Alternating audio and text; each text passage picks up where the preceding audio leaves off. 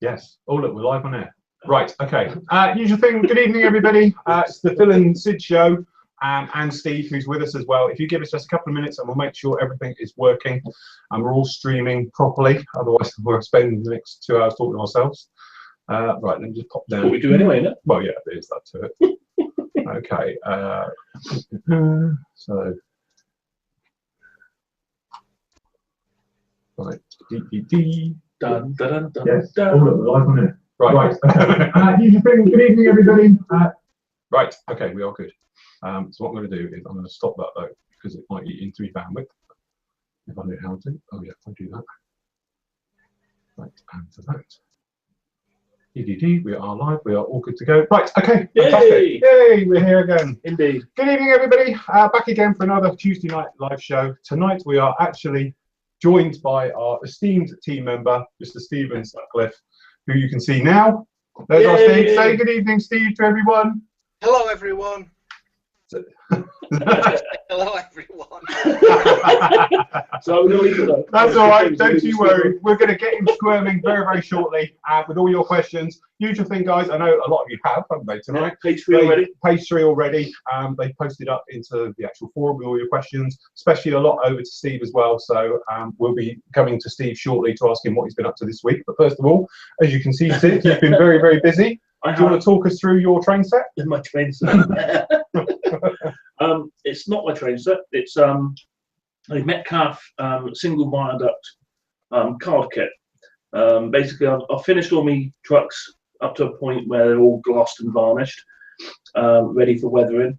So I was going to just try and do a diorama for it. And I thought, as soon as I had this one lurking in the bottom of my drawer, I'd use it.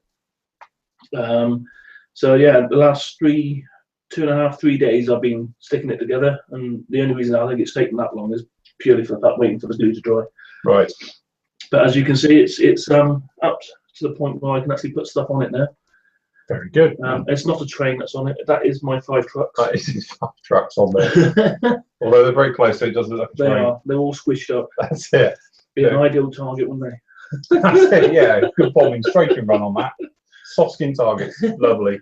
But yeah, definitely a learning curve, something completely different and more fun to do. So yeah, and then it's obviously just working into putting it onto the board and building around it. And, Which you've got there. Show me your board. Which I have my board here. This is going to be his diorama layout, you see. On here, but you can't see the writing. I can do it closer so they can. It's a bit of glare, but you can see glare. Sorry. Writing on Yeah. it. So yes, that is his scaled out drawing. The thing is, you always find with dioramas, and I'm sure Steve will agree as well, is that it's that thing of they're always going to be bigger than you start out with. You think to yourself, right, I'm going to keep it on that board, and it goes bigger. Well, this is the first time I'm actually going to try and do a proper diorama rather than just a base. So it should be good fun. Looking forward to it. Very good. Steve, over to you. What are you working on this week? I'm working on the Typhoon, the Airfix 1/24 Typhoon. So if I move my camera across, you'll be able to see where I'm up to. Go on in. Well, which is looking absolutely fantastic. Looking really, really nice, that. Yeah, I've just been doing all the weathering using oil paints for a change. Yeah, nice to do something different. Nearly finished, actually. I've got all the missiles ready to go on. And that's about it. That's what I've tended to spend most of my time doing this week. So we'll be ready for Telford then? It should be. Probably be finished next 2 days. Brilliant. Very nice. What's the fors and against for the kits then? What's the best bits? What's the worst? Worst bit is all the cleaning up of the parts. Absolutely terrible. Which is typical Airfix, really. Yeah, all your mould seams. There is some fit issues. Your front end's terrible. Absolutely terrible. And it took a lot of super glue to fill it. And still now I'm having problems. I've got another bit to fit in the radiator area. And apart from that, though, it's a fantastic, beautifully detailed kit. Rest of it's gone together nicely. And as you can see, it looks amazing. It does, I must admit. Absolutely. It looked nicely.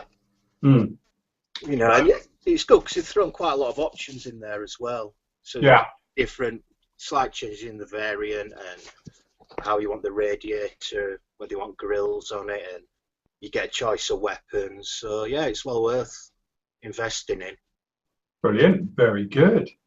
Well, from my point of view, we've got to do this bit first, since we're all here. Indeed. We've got the started on the HE111, the big old lump as is. So, and for my sins, I'm going with a big Ed set with this one.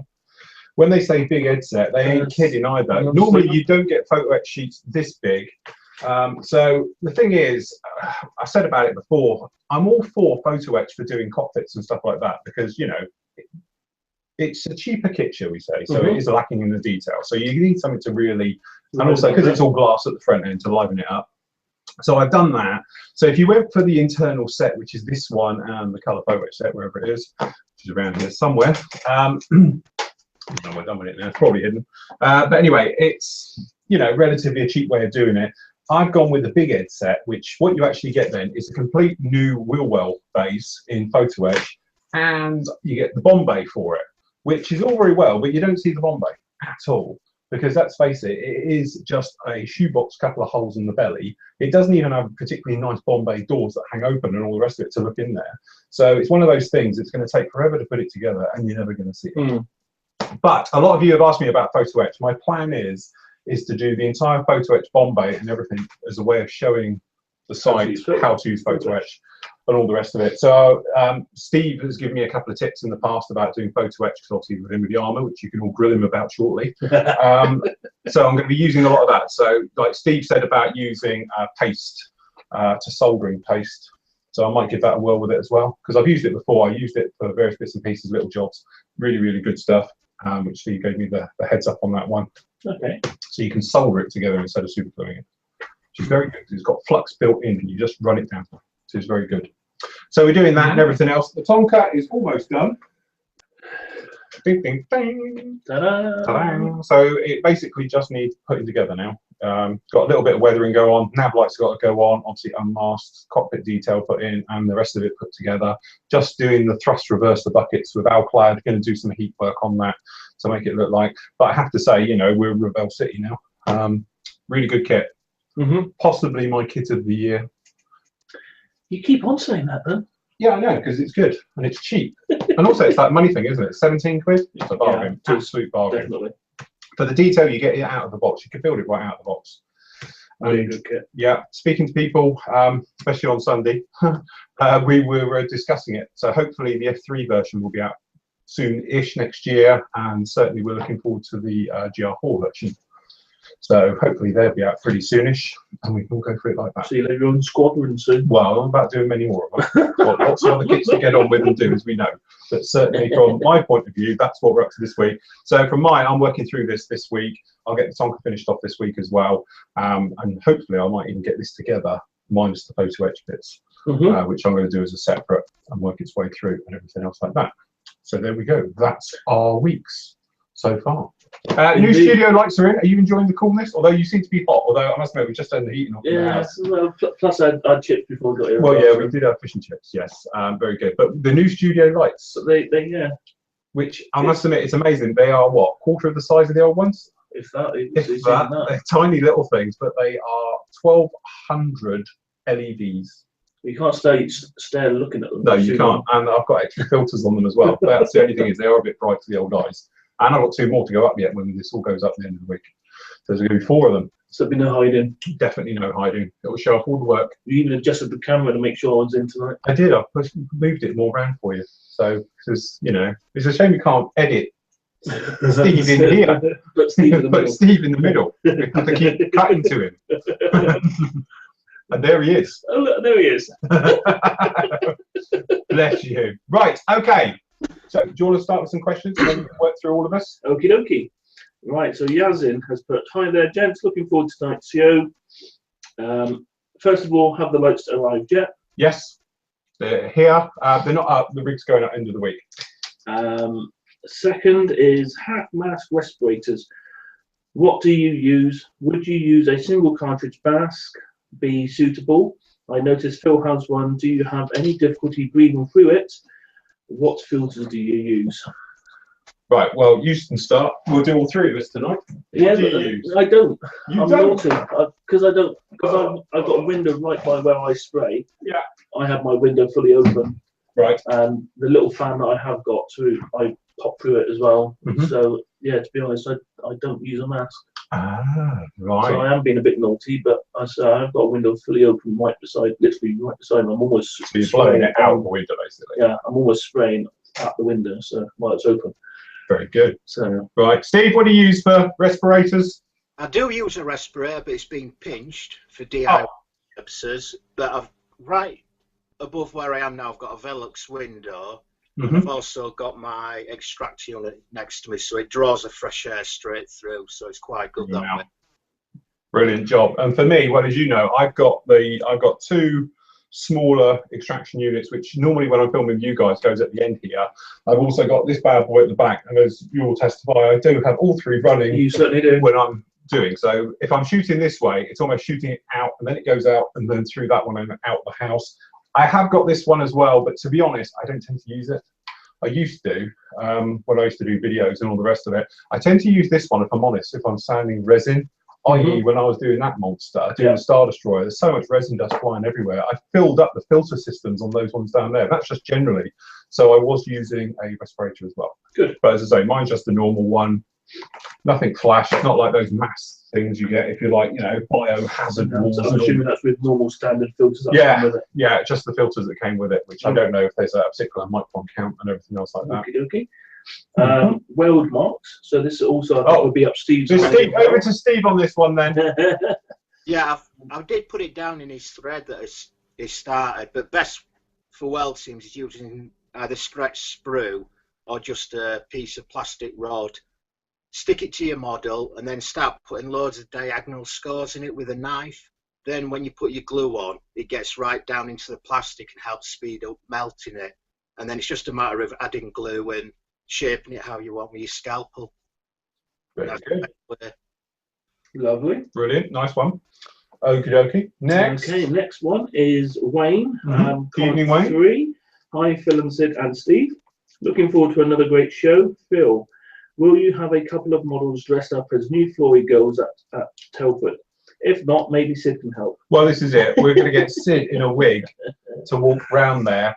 And I think also from your side, Steve, I think we should get Rob.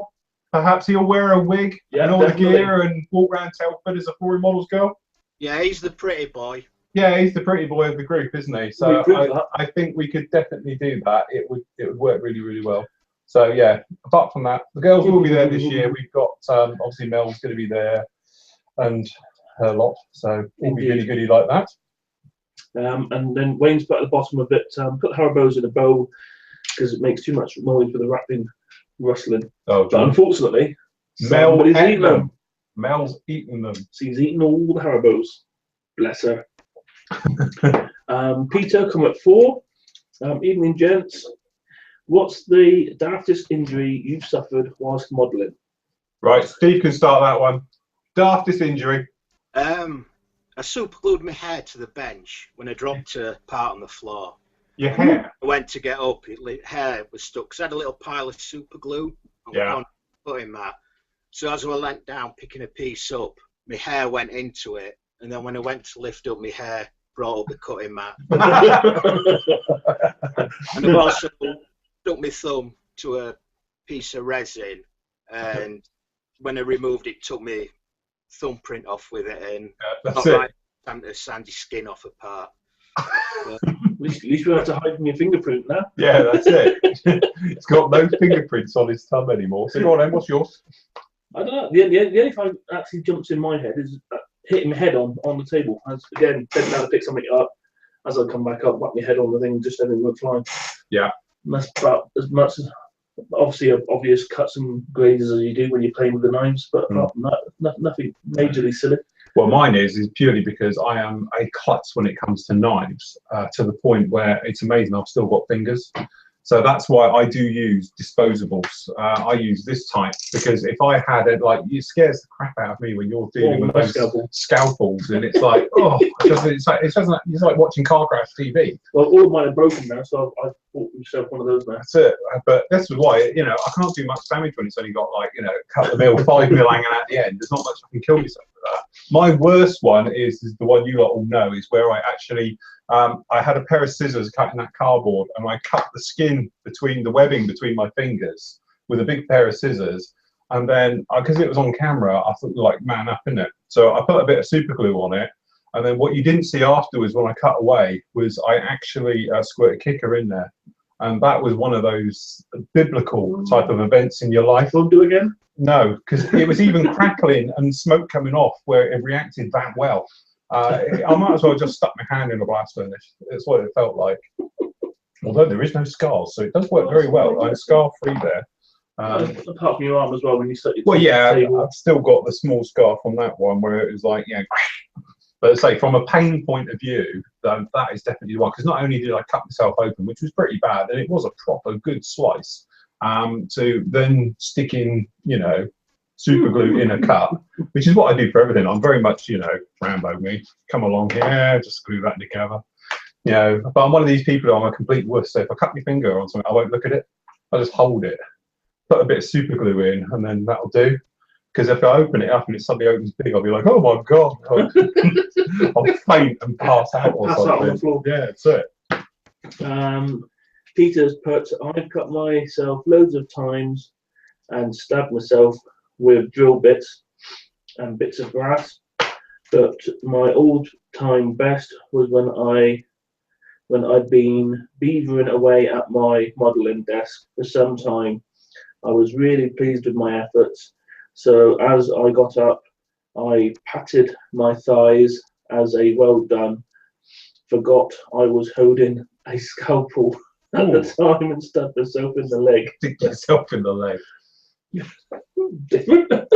Accident. I was told last week by a friend of mine who's he does a lot of commission work in America, and he's got one of these bib things from Tamiya that you clip to your bench. All right. And the idea is, right, when you drop small parts, they drop down. Yep. But he's been doing a bit of spraying recently. So what it was, he clipped it to, he uses like that industrial like paper towel that's really wide, and he just puts a bit over, and then, because he does a lot of photography work. Yeah. So he clipped it to that, and as he said, the phone rang, and his missus shouts to him, "Oh, can you grab it?" So he stood up, walked off with him still attached to the paper towel, and it went. And he's been working on a ship, a 1-200. It's the Tamiya, not the Bismarck, the other one. Steve, we see the other one, the other big 200 Tamiya one, the US ship. Oh, Tamiya Trumpeter. You mean Trumpeter. the Missouri? The Missouri, sorry, he's working on that. And as I said, he's into the paint stage and it's small bits, and he stood up and walked off, and it's gone off his bench now. And it's a mess. Ooh, dear. To the point where he thinks he can salvage some of it, but he's going to have to buy another kit to take the parts off to redo it. So he said, not painful, I know, but if you that's a cock up and half, and you don't want to do that one. Ouch. Right, Robbie, post 5. Sometimes I find that the buffer polisher is too wide to be able to get into areas I want to polish. I try cutting it down with a knife, but end up with quite a rough edge. Have you come across this problem, and do you have any techniques to pass along? Love the show, Robbie. Thank you, Robbie. Not really. Try and cut them down yourself. We were going to do a skinny version. We'll say we, it's not me anymore, is it? But this is going back last year when we brought out the new one. But because it's fabric based, if you try and cut it thin, it just rips, because it's not like it where it's like well, whatever the stuff is, because it's a material, it doesn't like to be cut that small. So that was the trouble. So we could only do it in really this size. You know, you say we might be able to do one a bit smaller if I have a word with them. You never know, maybe for the future, but certainly at the moment it's this size. Really, as you say, I would cut it yourself. Take your time, razor saw, and go through it that way. Or a very sharp blade and cut it that way.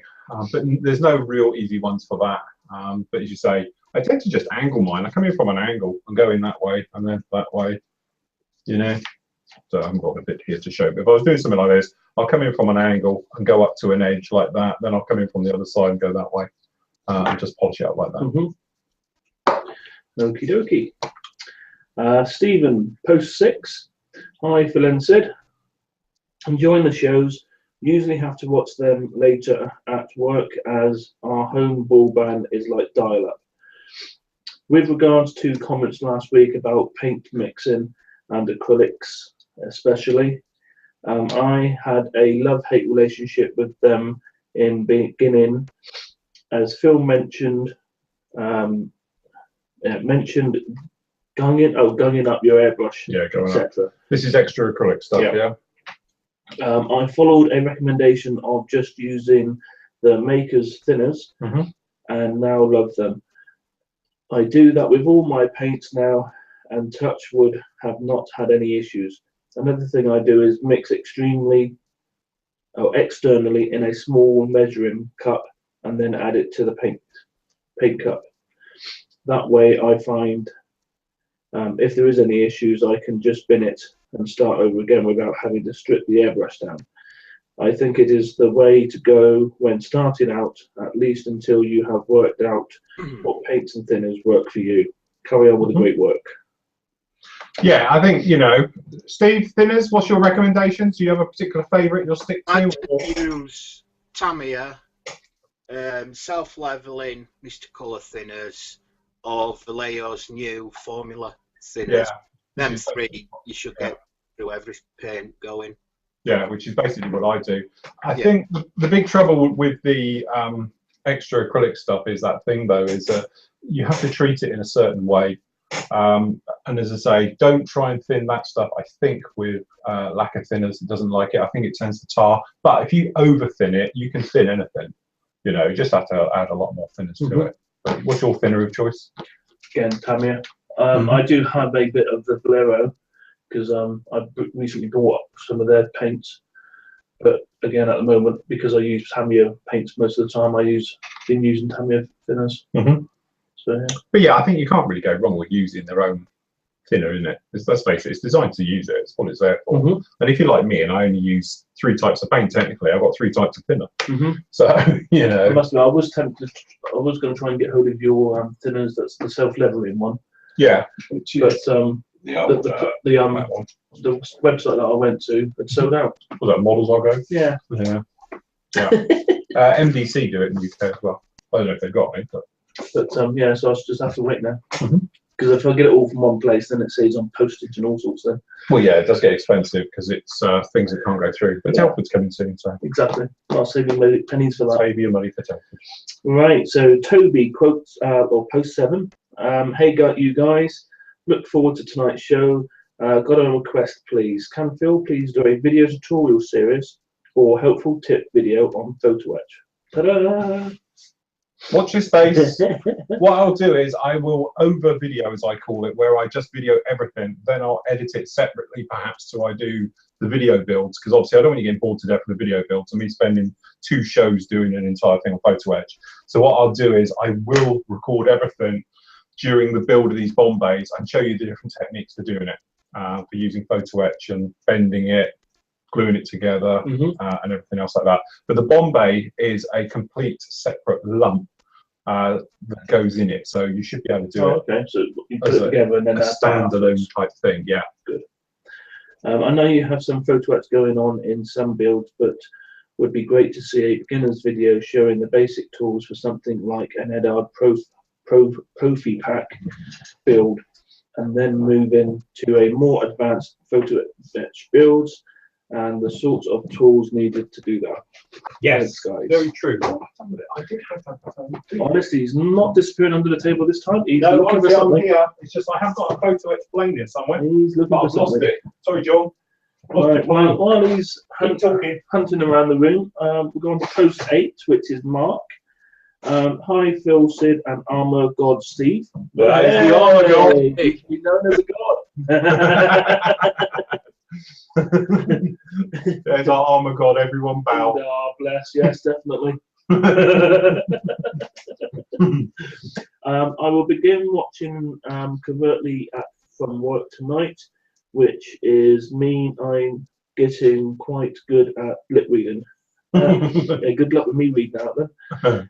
Phil, when you started Flory Models Pro Modeler, did you think you would grow to what it is today? No, never, ever in a million years did I ever think. That's quite a good question, I suppose, isn't it? It is actually, yeah. Because I suppose you wouldn't, would you? I suppose.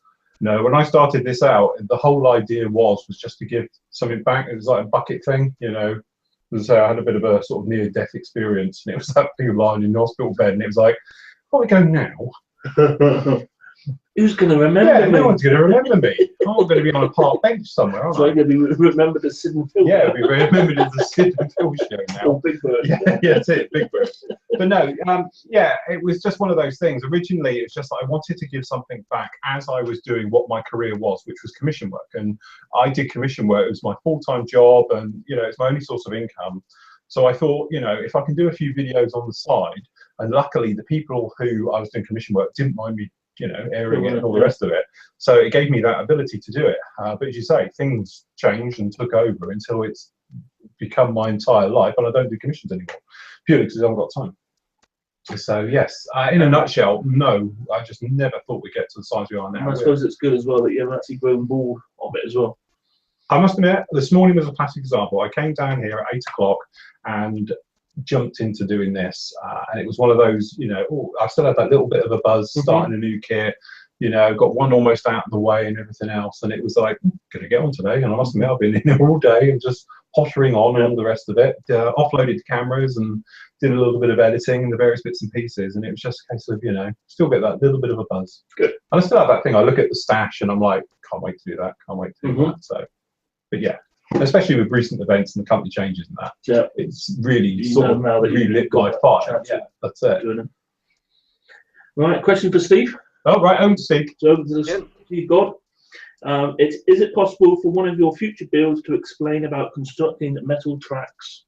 Yes, I'll do that. In fact, I'm going to use metal tracks on my Cold War Russian Armour SIG entry. So I'll be putting together a set of thruwel tracks. So we'll go into detail, the easiest way of doing it. It's basically, you just need to link the two tracks together, and the instructions say you just drill out the end two bits and then feed the wire through, and it takes forever doing it that way. So if you slot the links together and then get a pin vice drill bit and drill straight the way through, the wire just goes through nice and Yeah, easy. I suppose it's easier because you're following through the hole in one then, instead of having, could have the holes out of alignment and trying to pin it. Yeah. Because I must admit, that's the only bit that's put me off is literally, it, you know, not wheels, but to track things is like massive and everything else.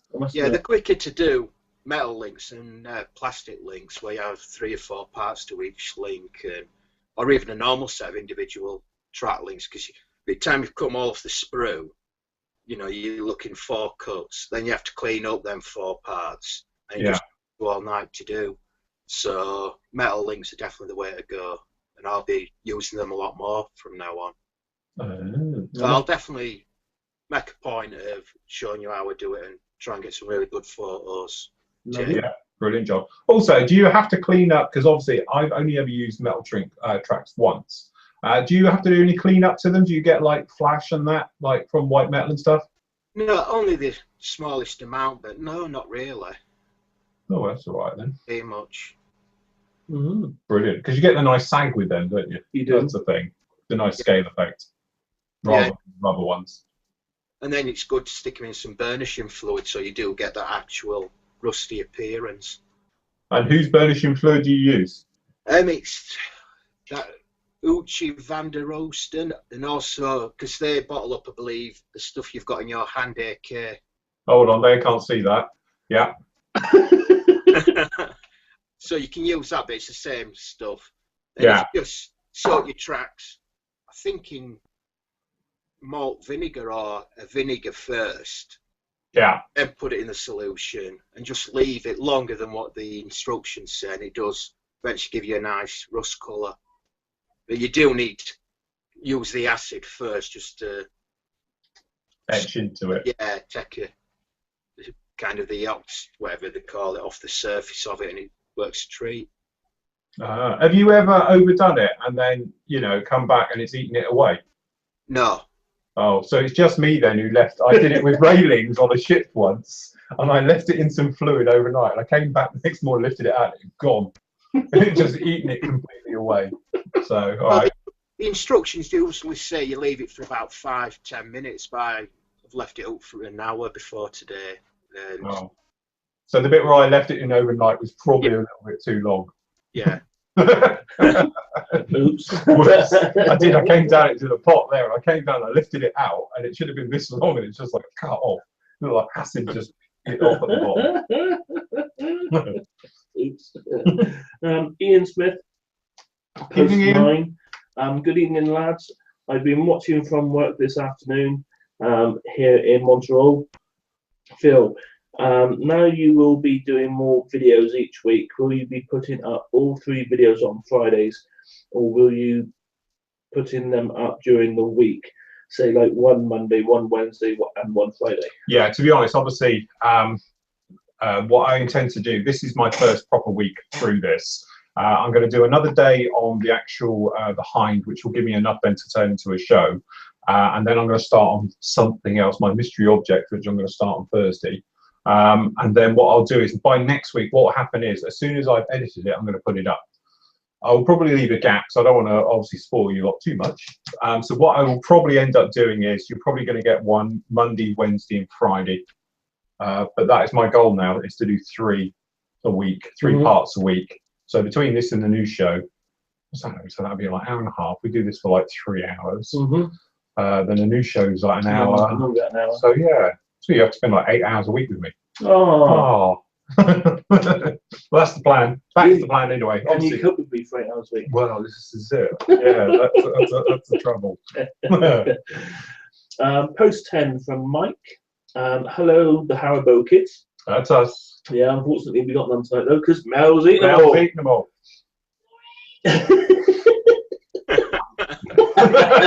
Oh, you did a weird. I heard that. Yeah, you heard that.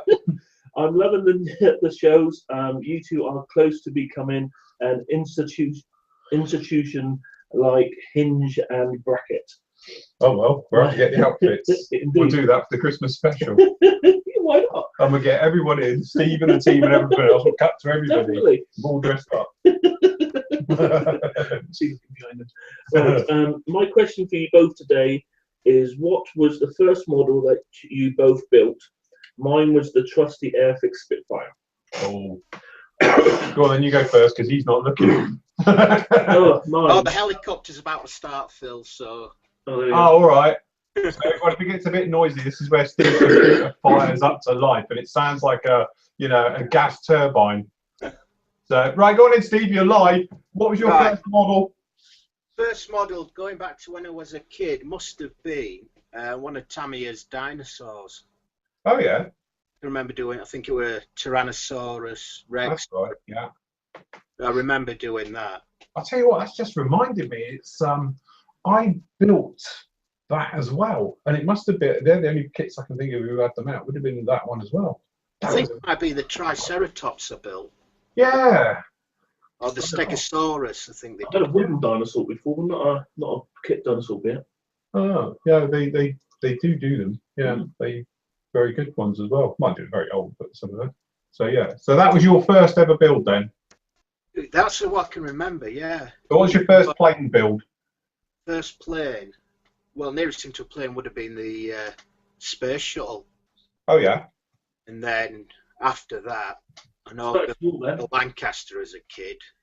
And what was that, Tamiya 48? I honestly can't remember going back as a kid, but when I restarted the hobby, I used to want the 72nd RAF planes. Started doing that, so I think the first one would have been the Sterling. Yeah.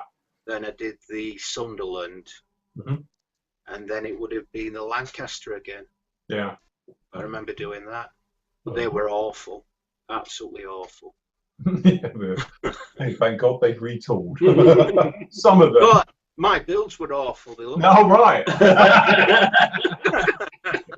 No, it's definitely the kits. Yeah, blame the kit. That's all we do. What was yours? I don't know who it was by, but it was the C-47. Is it the Dakota? Yeah, Dakota. 72nd scale. So was it Airfix one? Could have been. Yeah. That was the first one I built. Age? What age were you? Oh, what age? Yeah. Oh, about 2-3 years ago. What? You've never built a kit till then? Not as a kid? No. Where were you? Born under a stone? I used to play. I I used to play with the figures. I must admit, you know, the 72nd scale figures. Yeah. But actually never actually built. So you never built Never a kit built a as a kit. kid? As a kid. I think we should have a whip round for Sid there for not ever building a kit as a kid. No, never actually built one. Oh, I went through 3 phases as a kid. I went through destroying my brothers once because like he was doing it and I wasn't. So yeah, I was that little sod of a younger brother. He'd build them, finish them, put them on the shelf, and I'd go and trash them. Yeah, that's it. So yeah, that was that. Properly done. I think my first one was the P40 Warhawk. I remember doing it. I think it was one of those things trying to shut me up. Here's a model kit and some paints. And it was like bright yellow, which places I think my mother could think to sand, I don't know, and everything else. So I did that, but didn't last very long, if I'm honest. When I got back to it, and this is a blast from the past for you guys in the UK, is Kellogg's Cornflakes were giving out kits inside packs, which would have been around about 1984. So I was an 11-year-old then. I was still a babby. Yeah, I was 11 then. That I used to build them out of the kits, and it was a real basic rubbish thing. And that got the bug back, so I ended up going down to my local one shop, and I bought a couple of Matchbox ones, which actually was the Matchbox 172nd RAF Phantom, which I intend to build again at some point, just for reminiscence purposes. And I bought the paints for it and all the rest of it, and I made it in the afternoon. Literally chucked it together. It was all good to go. As you do. As you do, yeah. And so yes, that was my history of doing those. Mike was saying built with his Airfix was his Airfix Spitfire built with UHU glue. So there was more glue. I was going to say, yeah, you put the glue on it. More glue on me than. Yeah. But when I had finished it, to my eyes, it looked perfect. Fogged canopy, unpainted plastic. Those were the days. Yeah, I think I didn't master like not fogging a canopy for years. It used to just turn white, so it was easier to paint it black afterwards. I didn't. I don't think I painted mine. I don't think my first one. No, I didn't even put any gloss coats or anything like that down. I just whacked the decals down. I didn't decal for years. That was like, you know, it took too long. I needed to fly it around and set fire to it by 3. I was running out of time. I was a nightmare for kits. That's probably why I'm being tortured now for the rest of my life doing this, to make up for it all. Post 11, which is Neil. We're only on 11. Cool. I know. Hi guys, hope you're well. Going to sneak in early with something that's been been bugging me for ages. I really like the idea of doing some armour, but I'm put off by the seemingly endless effort of putting tracks together. What's a good armour kit with easy to put together track wheels, and how do you keep the motivation up to keep doing the same thing 120 plus times? Well, there you go, Steve. This is you. Right. Easiest kit's probably a Tamiya. To get around using track links, most of theirs come with the rubber band style tracks. Nylon ones, yeah. Yeah, you can glue some of them together or use a hot screwdriver to put them together. As for individual links, what I tend to do is do it in stages. Before I start the model, I'll maybe cut half of the links off the sprues, and then a bit later on in the build, I'll cut another half off, and then I'll assemble a few at a time. You know, I would no way would I sit down and do them all in one go. You can sit in front of the telly and do them, just cut them off, sand them, just do a few at a time throughout the build. But don't ever try doing them all in one go. You'll just lose your sand, you know, you'll lose the plot by the end of it. Yeah, I must admit, that's probably a good tip. I think that's definitely the way to do it. Yeah, I must admit, I would find it tedious putting them all together at once. So I must admit, the thing with armour, it's like a love-hate relationship with me. I love armour because of the speed they go together. Because you can get armour together really, really quickly. You don't have to worry about having perfect seams and that, because let's face it, you know, you can just put it down to weathering and do things with them. But wheels used to terrify me until doing it now. So we're okay now because I've got my new way of doing wheels. So that's a 10-minute job and it's to spray wheels. But tracks is a nightmare. But the Tamiya one, if they're all like that new Tamiya one where it's clicked together tracks, that's brilliant. You know, it's like you could do the entire lot in under 10 minutes. You know. So my question is, Steve, why aren't they all like that? I don't know. Have you seen them? Yeah, I've seen them. I've actually got the kit. Yeah, and it is. You know, I know Tacom have come straight out and copied their idea. Yeah. And I think you can get a lot of tracks now. You have to buy them separately. They do actually just click together. They are workable. And I reckon that's probably how a lot of the mainstream manufacturers will end up going down that route. It all depends on the track type, whether it is possible to make them that you can just click them together. Yeah, I suppose that thing is, it depends on the design. That one, it's really easy to hide because it's plate, isn't it? It's not like a working track where you can see it all, got the rubbers on it and the boots and all the rest of it. So yes. So there we go. That'll be the answer for that one. Yezin. Hi Phil, are you going to build more armor soon? I'd love to see more of that. Yes, in a nutshell, as I said, I'm going to rotate the system as doing this. So the big projects mainly will always be aircraft, if I'm honest, purely because unless I'm going to start doing 1/16 armor. That said, Trumpeter have just announced one. It was at the hobby show, wasn't it? Have you seen pictures of that? 1/16 Panzer IV. All right. Full, all the detail. It's huge. It's a big kit. Yeah, it was at the Japanese show this week. But yeah, I will be. To be honest, my secret quick build, which I wasn't going to tell you, is actually the Tamiya working World War I tank, because it's not going to take too long to put that together. I quite fancy driving it around my desk, because obviously I've got that one over there, but that crushes things and it's a bit too big to drive around the desk. I'll get that ready for next week's news show. We drive around the desk. Get it to drive over the Yeah, we could have a race. Yeah. All right. Yeah, so I am going to be doing the World War I Mark IV British male, female, is it? Where you can get male, which has got the motor in the Tamiya one with those very tracks we were talking about just then. So that is up purely because I want to do that one. But yeah, apart from armor, definitely going to be getting back onto that. It's going to be a rotation system between all three kits. So I just recently bought a Duster as well. Oh, very good. Still with me Vietnam theory, theme. With your M113. Yeah. Yeah. So I just bought that. That was the AFB club or something. So very good. That's coming soon through the post, hopefully. So what's your next project for armor, Steve?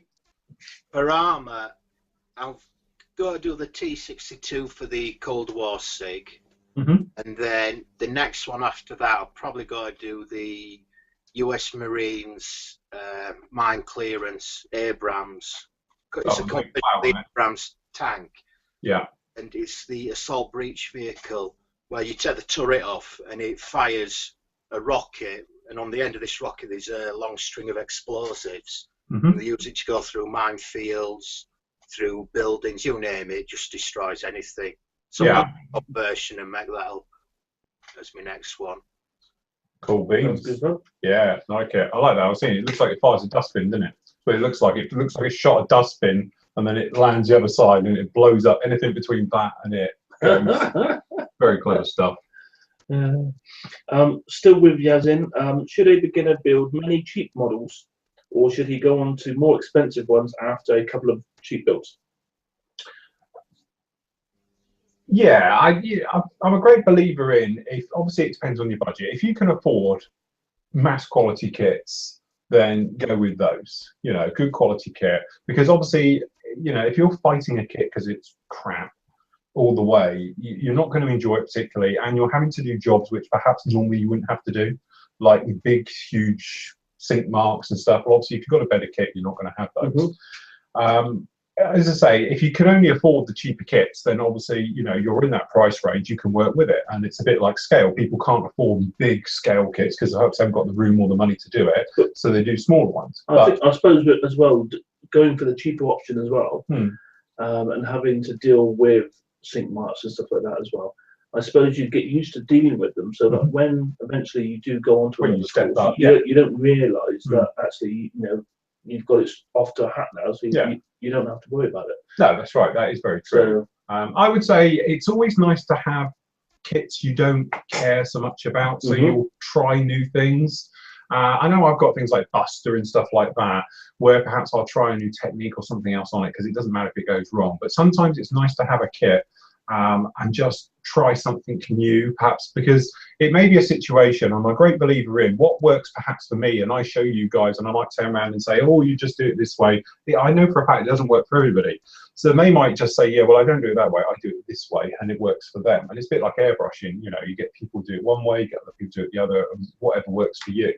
But what I would say is, though, is that, you know, I wouldn't get into the habit of just saying, I can't. You know, I know guys, and probably a lot of you out there, who've got kits in your stash and you won't touch it because you're not ready for it. You know, like you.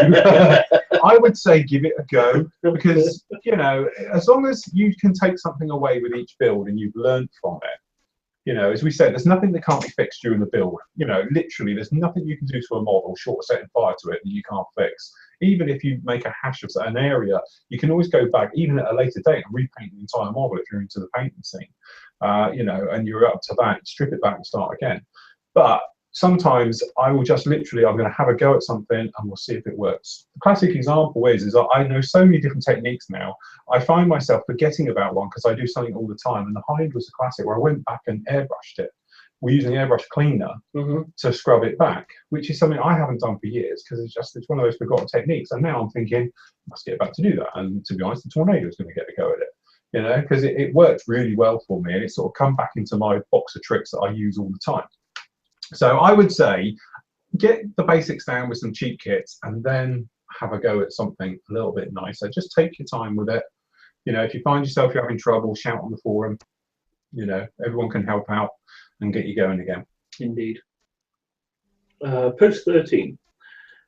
Paul. Hi guys, hope you're well.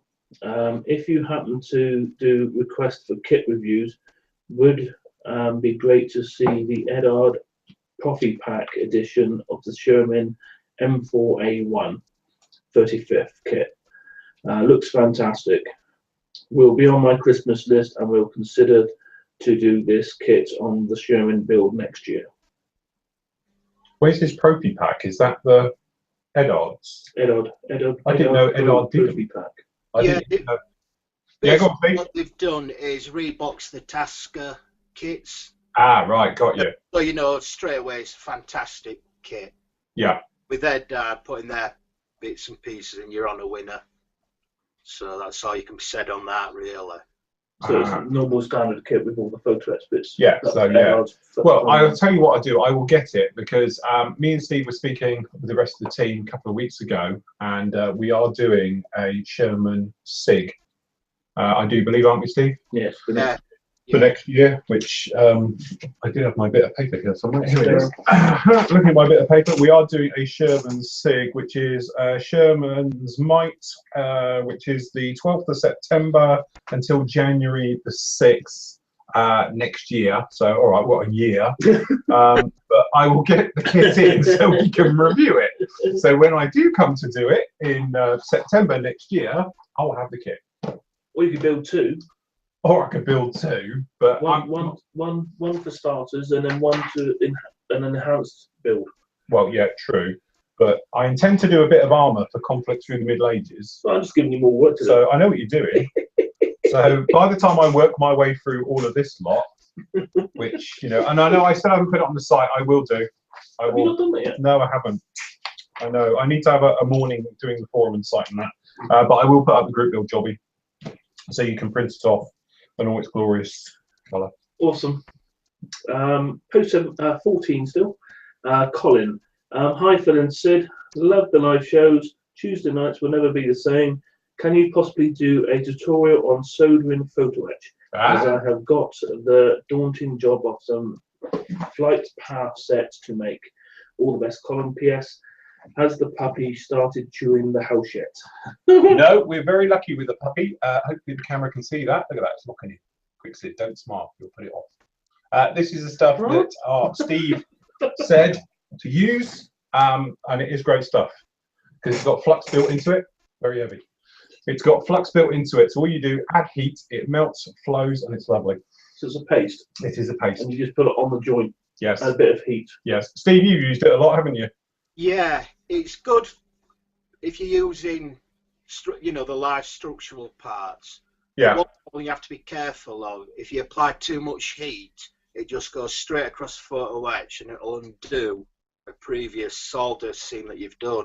So it's getting used to using it, but it does work very well. Stuff like when you're making boxes, putting, mainly structural parts really. If you want something really tight that's got to have a lot attached to it, use it. It's just controlling temperature. What would you use for heating it? I use, which is, I forget it out. Yeah. I have a little, it's a Go System gas top. Okay. Yeah, a little gas blower pen. And you just need to flick it quickly onto the solder and it'll go, change colour and it's easy to use. Okay. Looks it, I've got one too. But I'm out of gas. Yes, look, and there's all my little nozzles on the bottom there to keep it, but you haven't got any gas in it. So yes, that's mine. I've got gas in mine. So is that a flame or is it just heat? That is, have you got yours working? Yeah, there you go. Oh, so it's a little flame. Yeah.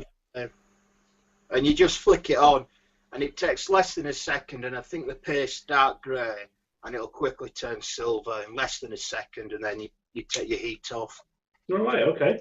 Because I must admit, I use it for soldering wires. Because I'll put two wires together, and literally, because me and Steve got the same thing, because Steve sent me the link on this one, and literally you just whack it, and it straight away. You don't hang around with this at all, otherwise I presume you burn for everything. Yeah. But it doesn't take much at all. If you're using a lighter to try and do it, it takes forever.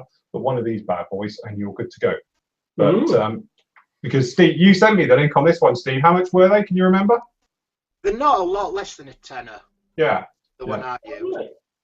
Okay. There's one tip I've found, and if you use a little bit of masking tape to hold the parts together, and then apply your solder and your heat, your masking tape will obviously catch fire, but it is good at clamping little bits together. Just need good ventilation, but that's a good way of doing it. Because it is quite tricky holding the bits together. Yeah. So next week's show, when we're here, got no eyebrows, we're sat here, and get some gas. We'll do a live. We'll do a live demo here, and fire extinguisher. Like that chappy on YouTube. Yeah, we'll go. There's a small delay. Stand by. That's what it will come up with. This is where we cut over to Steve. Yeah, cut over to Steve, and you're us in the background running around with towels, putting out the flames. Post 15, last one on page 1, is Mike. Good evening, guys. I am getting ready to do my first Alclad. That's the one. Paint job on my P51. I'm spraying the wings with Tamiya AS12. Yeah. Oh, okay. It's the Tamiya AS series, which are aerosol cans. Oh, right, I'm with you. And the fuselage with Alclad. Alclad. I am also using the black primer with my microfiller. Yeah.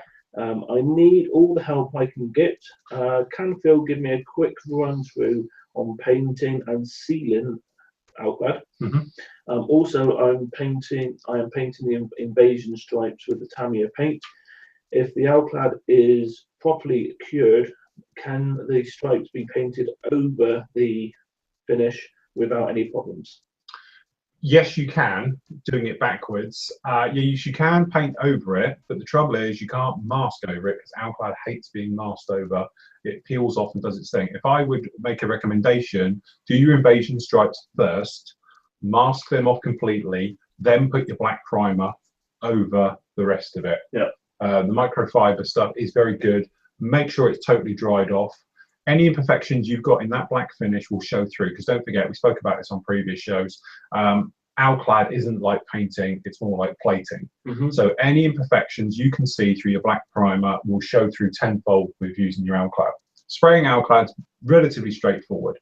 Air pressure right down, maximum I would say of around about 12 psi. The stuff is so thin you don't have to worry about it. Lace your airbrush as well first with a cellulose thinner. They do their own thinners for it, but if you haven't, make sure it's a cellulose or a lacquer thinner.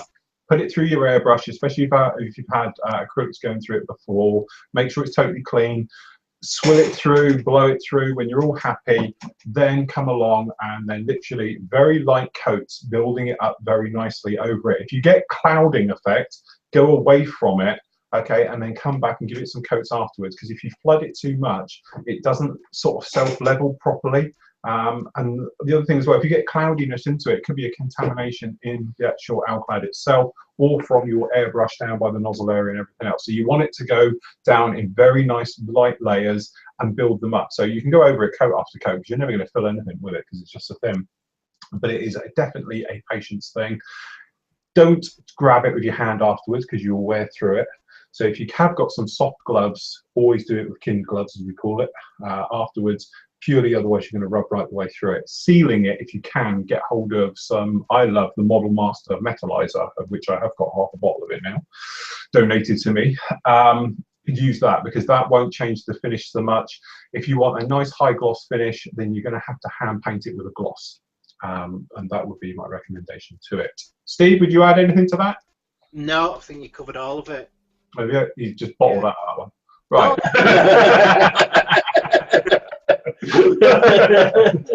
That's a good company as well. Yeah.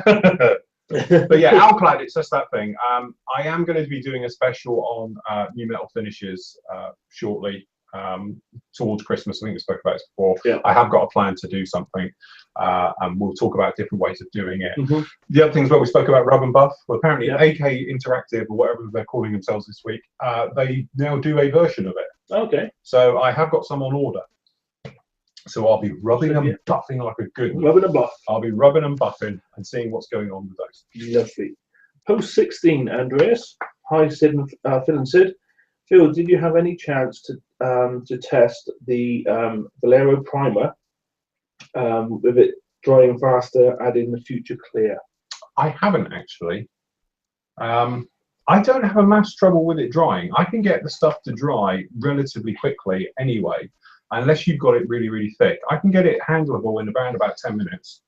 So I don't have any mass trouble with it drying. Obviously in here with the studio light probably helps, but You've been hot stuff as well. I am hot stuff, obviously. Indeed. But I will give it a whirl. I can't do it now because, to be honest, Steve ever used it? Yeah, Steve, have you ever tried it? The Valero primer? I'm out of it at the moment because I've just asked people texting me asking how to watch the live streaming. So, I'm just replying to a text. Oh, no, we've caught him now. Caught him. Right. What we're going to do to everybody. The bit where they're turning the around and the other way. Click on them. Picking their nose. Yeah, picking their nose. Yeah, that's it. Post 17, which is Mark.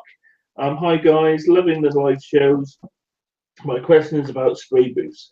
I've been airbrushing now for about 12 months and currently use a clear tub with a bathroom extractor fan in it. Seems to do the job.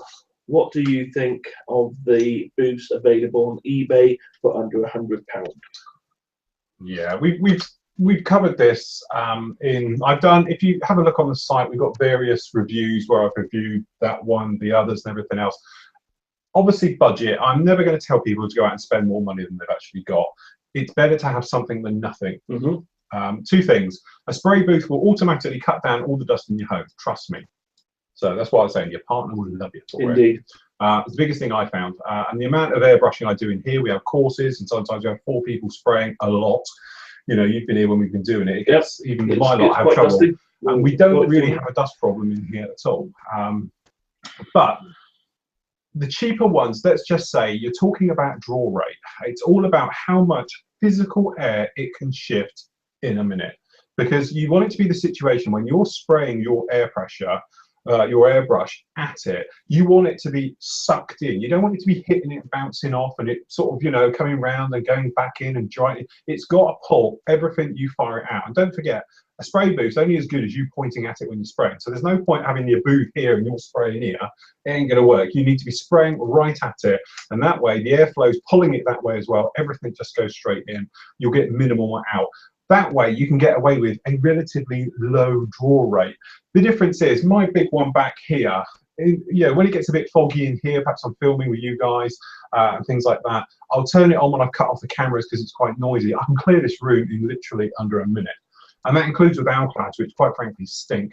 I can have that running and have no smell in the house at all, which is something I never used to get with other cheaper ones. But certainly something is better than nothing. But it's all about draw rate. The ones I use down below here, which you've seen on the other shows, and we've done the smaller ones I've got, they're about a 38 watt motor in those. That's 100 watt in the one behind me. So it's a massively different ball game for the amount of airflow they're actually shifting. The trouble with the cheap ones are around about 15 watt motors, which aren't exactly doing tons.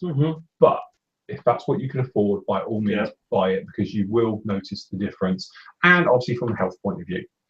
You know, I'm quite happy to sit in front of mine without a respirator on, and I think I'm going to be all right. You know, the arms don't fall off yet. Mine at the moment is a kitchen hub on its side. And I've literally got the tube out the window with the window open. Yeah. So, and I have that on full whack. Yeah. Because Steve, you've got the same as me, haven't you? But yours has got the plastic shroud around the outside, but it's the same internals, I do believe. It is, yeah, the Hexagon, which is, if you can see it, that big one. Yeah, because that one has a plastic shroud around it, whereas that's the metal. Yours looks a little bit more robust from ours one, but internally they're the same. They take the same filters, I think. Yeah, it's quite a large filter, and I've also got a vent in straight out. I drilled a hole in the wall. Well, not me personally, but a hole was drilled in the wall. So we vent it out, and you do notice when you're airbrushing, you suddenly switch it on. You do notice how good they are at clearing all the, you know, like you say, all the kind of mist that builds up in your room. But they're fantastic. But again, it's like you say. If you get looking at a cheap Chinese one, if you can save a little bit more, and it's only say got to take you 2 months to be able to afford a better one, I'd rather wait on a couple of months and maybe just go back buying a couple of kits and go for a better one than getting the Chinese one. But like you say, it's better than nothing. Yeah. Definitely. Yeah. Definitely. The thing is, I was talking to one of our members who asked me the other day. We were talking about lighting equipment and airbrushes and stuff like that. And as I said, if you're going to take the hobby seriously, if you're going to commit to it, then you know certain things like obviously an extractor. Pretty much, you know, you're going to want one of them because obviously if you're spraying day to day, you don't want to be breathing this crap in. And let's face it, it's all pretty nasty stuff we deal with, even if you're down to resin dust and stuff like that. You know, your tools, you can go expensive or cheap. It's a bit, you know, I use pretty cheap. I use disposable knives and scissors. I'm not, you know, here with, you know, 10, 20 quid tools for it. I'm relatively cheap. I know I've got a lot of it, but nothing is what I call particularly expensive as in tools. But, you know, as you say, things like lighting as well. Having a good quality light for working, it saves you because your eyes aren't straining, especially now we've got the winter months coming here in the northern hemisphere and all the rest of it. You can model throughout the evening, and it's not like, you know, you come out into the light afterwards. So you can do it longer, and you can see a lot clearer and everything else like that. So in some ways, it's better to save, or instead of buying kits, perhaps gear up on your equipment. You know, or perhaps upgrade. So get yourself a second daylight bulb system. So you've got one each side, so you get no shadows, which is a massive thing. Because when you've got shadows, especially, it's horrible working with shadows. But if you've got 2 each side of you and you have no shadowing, it really does help. You know, an extractor, something where you can just blow your crap straight at it to clean out your airbrush instead of having bits everywhere, stuff like that. And as I say, a good quality airbrush. Tools, I think, really is you can spend what you like, it doesn't matter. But good airbrush, good compress, a good extractor, and a light. The rest of it comes later, you know. Ian Smith, post 18. Hello again, lads from Montreal. Phil, we know you like to make the Christmas prize draw a special one. So this year, will you be giving Sid away in the prize draw? That's a good idea. Yes. I'll pay for his shipping. No, you jammy. You end up somewhere like in Australia in the summer. Yeah, we might. I'd want to go there. You'd freaking end up there.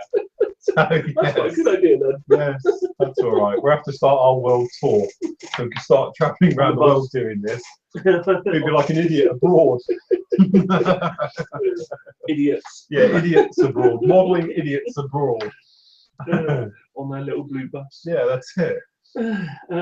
Simon Webb, post 19. Good evening, gentlemen. Good evening, Simon. He obviously doesn't know us that well. Mr. Webb does. Tonight's question. I have the Airfix 48 TSR2 and will definitely be building it. As the unflown example that is at the RAF Cosford Museum. So I will be able to take lots of photos for reference. How do I make white look authentic? I have tried white on a 32nd scale MiG 21 in the past, but it ends up looking like a toy rather than like a model. Yeah, white is like black. Never use white. Like I always say, you never use black. As I say, got a friend of mine who he works in the film industry, and he told me this one and said, never use white, never use black. It's always shades of. So it works the same way. So you want to break up your white so it's not the same all the way through. Otherwise, you're just going to have a brick on your plate, the same way if it was going to be black. So things like pre-shading to help break it up. That way you can mute it down. But then it'll just be a case of shading with different shades of the white to give you that sort of scale effect all over it. Because as soon as you just start putting down white, you're into sort of, you know, that sort of blockiness that you're trying to avoid from a modeling point of view, to break it up, to make your eye look around the model at different areas and things like that. So that would be my advice there. Steve, anything on that one? I'd say don't make the final finish too glossy. You tend to see with white stuff in particular, if you are too glossy, they do look like toys. And if you can try and weather it in, I think if you start weathering the white, slightly satin, maybe matte finish, it does look a lot better than if it's bright white gloss. Yeah, I would agree. I must admit, that's a very good point. I think one of the biggest things that'll be your finish. As I say, in that scale, I would be more inclined, as you say, to go with a satin type finish. If you were doing smaller, the 72nds, then I'd definitely say about going in for a matte, just to flatten it off, make it look right. But yeah, break it up, shade differences, and also don't. When I say shade differences and tonal changes, and I get loads of questions asked because people say, "Can you clarify on what you mean?" It's just you're just trying to shade it slightly different. So it doesn't look like it's a different color, it's just a different hue of it, if you like. And by doing that and breaking things up, like to be honest, the Heinz classic example of it, it's probably 20 different colors all over it, but they are so close together that by a passing glance, you'd say it's just green and sandy color. But when you get up to it, you can suddenly start seeing all the different changes in it and everything else like that. And that's what you're trying to do. You're trying to draw the viewer to look at your model and look around it. And the reason they're looking around it is because there's lots of different shapes and textures and different shades and things like that. And that, I always say, is a good reason why you get some models you look at, and we all do it. We look on the internet and you think, wow, look at the weathering on that, isn't it fantastic? Weathering probably isn't anything too much. It's very simple, but it's just because it's lots of different shades and different things. It's like armor as well, like with Steve's stuff. You look at it, it's multi-tonal, it's multi-colors, but it's just different shades of it, which give you a great sort of, you know, shade effect all over. And it gives it a good, what I call scale presence. And anything what I call a scale presence is something that looks a damn sight bigger than it really is. So you get some guys and they'll do like a 72nd something, and it's, you know, it looks, when you take a photo, you don't know what scale that is. It could be any scale. And to me, that's something with good scale presence. Definitely, I'll agree with that. Robert, post 20. Good day, gents. Touching on a previous question, have you used buffables over Aclad's black primer? Any issues with the metallizer sealer as final top coat? Looking at spraying a P47 this weekend with a nat metal finish for the first time. Love the show. Yeah, I've got them both here, and I've used them both on various builds in the past. I just can't remember off the top of my head which ones we did, but we've used the Model Master Buffables, and we've used obviously the guns Mr. Metal colours as well. They work almost the same. I do prefer, if I'm honest, the Mr. Metal colour ones, purely because you can brush paint them, whereas that is what you can't do with the Model Master Metallizer paints. But they both buff exactly the same and everything else. It's just, again, because they're buffable, just make sure you don't handle them, because you get covered in silver and then you put fingerprints everywhere and it's a complete nightmare. So make sure you seal it down. Again, very light coats over it. Don't flood it, because you'll change it. Okay. John Buller. Hi, John. Evening, John. Evening, chaps. Hope you're all well. Good to see you, Steve. Evening, John. Phil, I think you better get a fire alarm installed. You look lethal with that torch. Yes. Luckily, it's out of gas. Post 22, Michael. Evening, gents. Question for Steve. How would you do battle damage on attack? Where am I looking? The top one. Oh, top one. Oh yeah, Zimmet coat. Battle damage on Zimmet. Zimmerit. Yeah. Oh look, see. The Yeah. non-magnetic stuff the German armour put the non-magnetic coating on German tanks. I believe at attack, I think it's resin is their Zimmerit. So basically, you could just use a sharp knife, just take little chunks out of it before you apply it, and then obviously you get the normal plastic of the model showing through. Because if you think Zimmerit's built up in layers, isn't it? So yeah.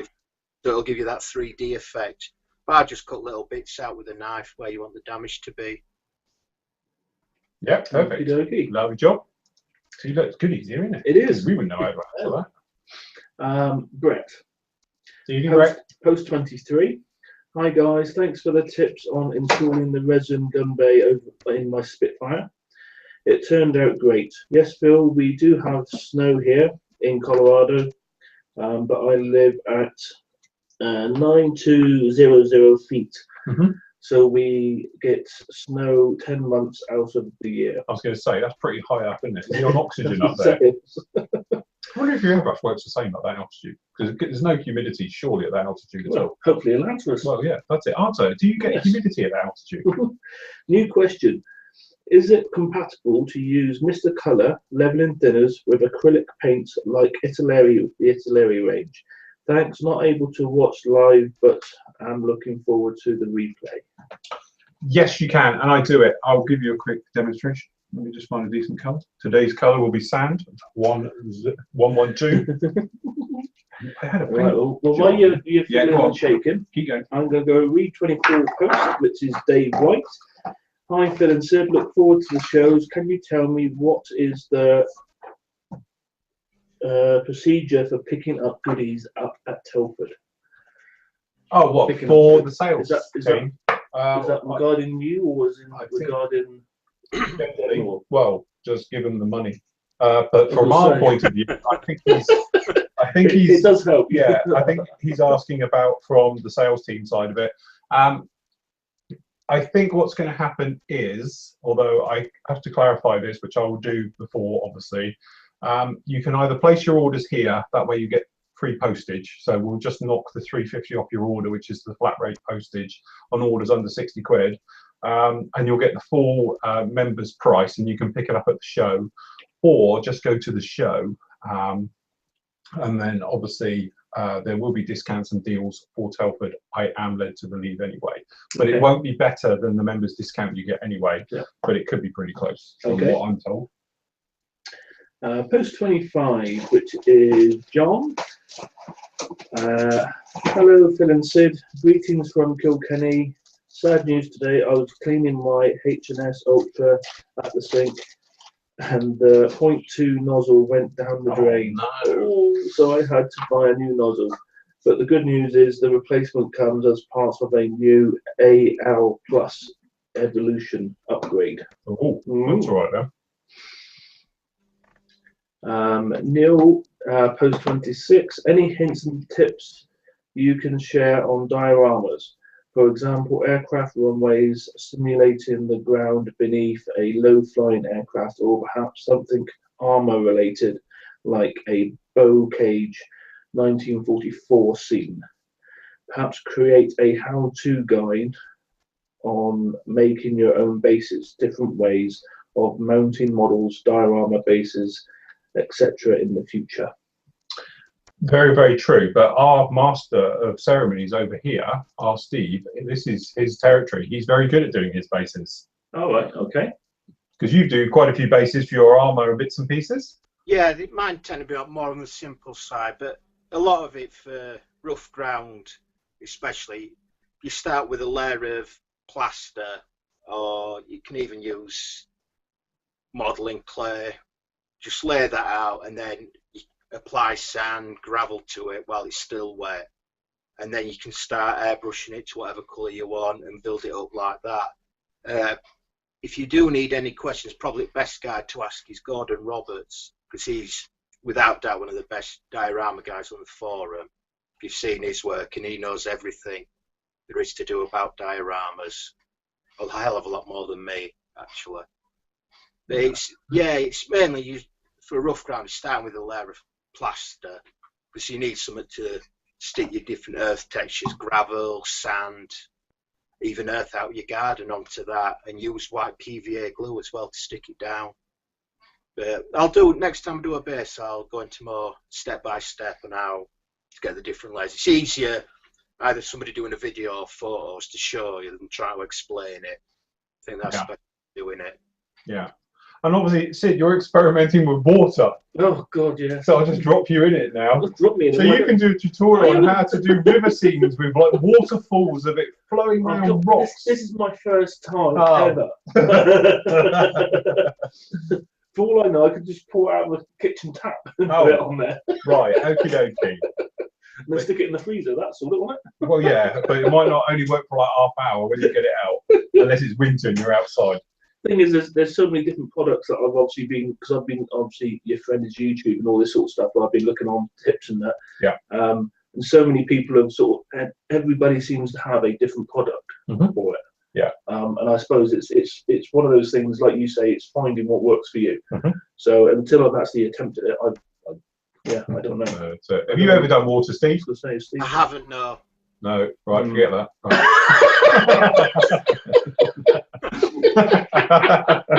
That was easy. Right, next. Right, okay, moving on to this. Yes, it does thin it, because I've just done it. It doesn't like it. So what you basically ended up with is, well, it's thicker than it started, and that's the trouble. When you use a genuine, and when we say genuine, we mean like a proper acrylic, if you put cellulose thinners or lacquer thinners into it, it will thicken it. To the point where this is thicker now than it was when it came out of the bottle. But if you continue to thin it, then it would thin. And I've got no doubt that would go through my airbrush.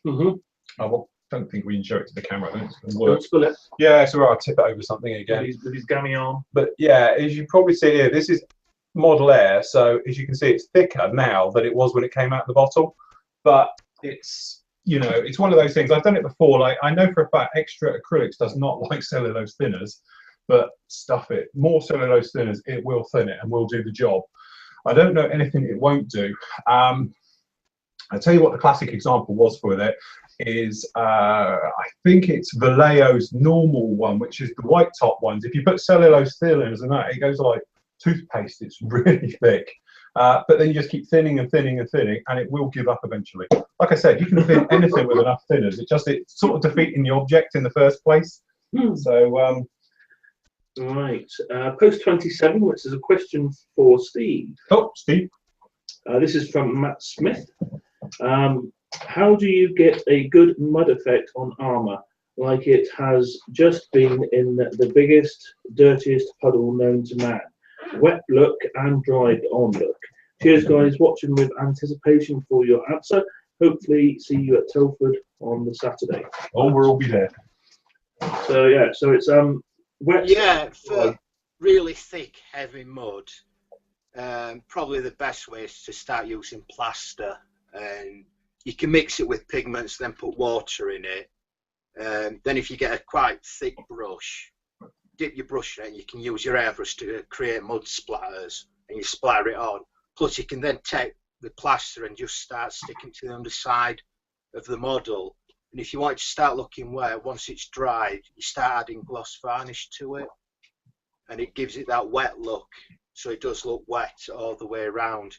But yeah, the easiest way for me, I always find mud splatters, heavy mud, is using a mixture of water, plaster, pigments to change the colour of it. You can actually use Phil's wash as well. If you mix that with plaster to get kind of a thick paste, and then either use it as mud splatters or stick it to your tank or whatever you're building, it does look like really good splattered on mud, as it has been just through a big muddy puddle. And like I say, you need gloss coating to give it the wet look, but you can get wet effect products, but all they are is gloss varnishing them. So that's the way I would do it. Mm-hmm. Perfect, thank you very much. That's a good one, actually. So yes, Jürgen, Polysil. as Fabulous Phyllis proudly presents. Oh, we've got a Phyllis one, have we? Oh, very good. What I'll do, Jürgen, I'll use those for the page, because obviously we can use them as a title page for the ones when they appear on YouTube as archive. And underneath it's got a picture of us pointing at each other with Phil and Sid, special guest tonight from the home studio in Huddersfield, Steve Sutcliffe. There he is. Yeah. Up north. Up north. Yeah, for you guys who don't know, obviously for the ones who don't know England very well, if you imagine England looks like somebody sitting down with their legs out, driving a car, we're in the bit near the feet. So we're down in the far southwest tip. In fact, we're not very far off the most southerly point of England, which is East Prawle. Near the ankles. Yeah, so we're actually technically I suppose it would be the heel of the foot down the bottom there. Steve is about halfway up on the right-hand side. Is that about right, Steve, of England? Yeah. No, more middle. Yeah, it's more in the middle, right-hand side bit as you're looking up there. So he's a bit like shoulder blades area, but in a bit. Hey, look, it's a descriptive way of showing where we are in England. Post 29, Peterfield. Guys, I'm sitting looking through for the umpteenth time the plans for the for a 125th paper scud. Paper? Oh, look, you can tell him all about it soon. Now you're into paper craft. I was going to put in the Russian Code War SIG, all written in Polish. It scares the what's-its out of me, and I haven't a clue how to do it. The artwork's fantastic, and hats off to anyone who can do these, but it makes me want to curl up in a corner and have a cry. Think I'll wait for Trumpeters and Ming's scuds. Yeah, Ming's scuds. Yeah. It's been years since I did the Dragon one. Have you ever bought a kit that when you looked at it, you thought that it was beyond your ability? Yeah, Space Shuttle launch pad. Yeah.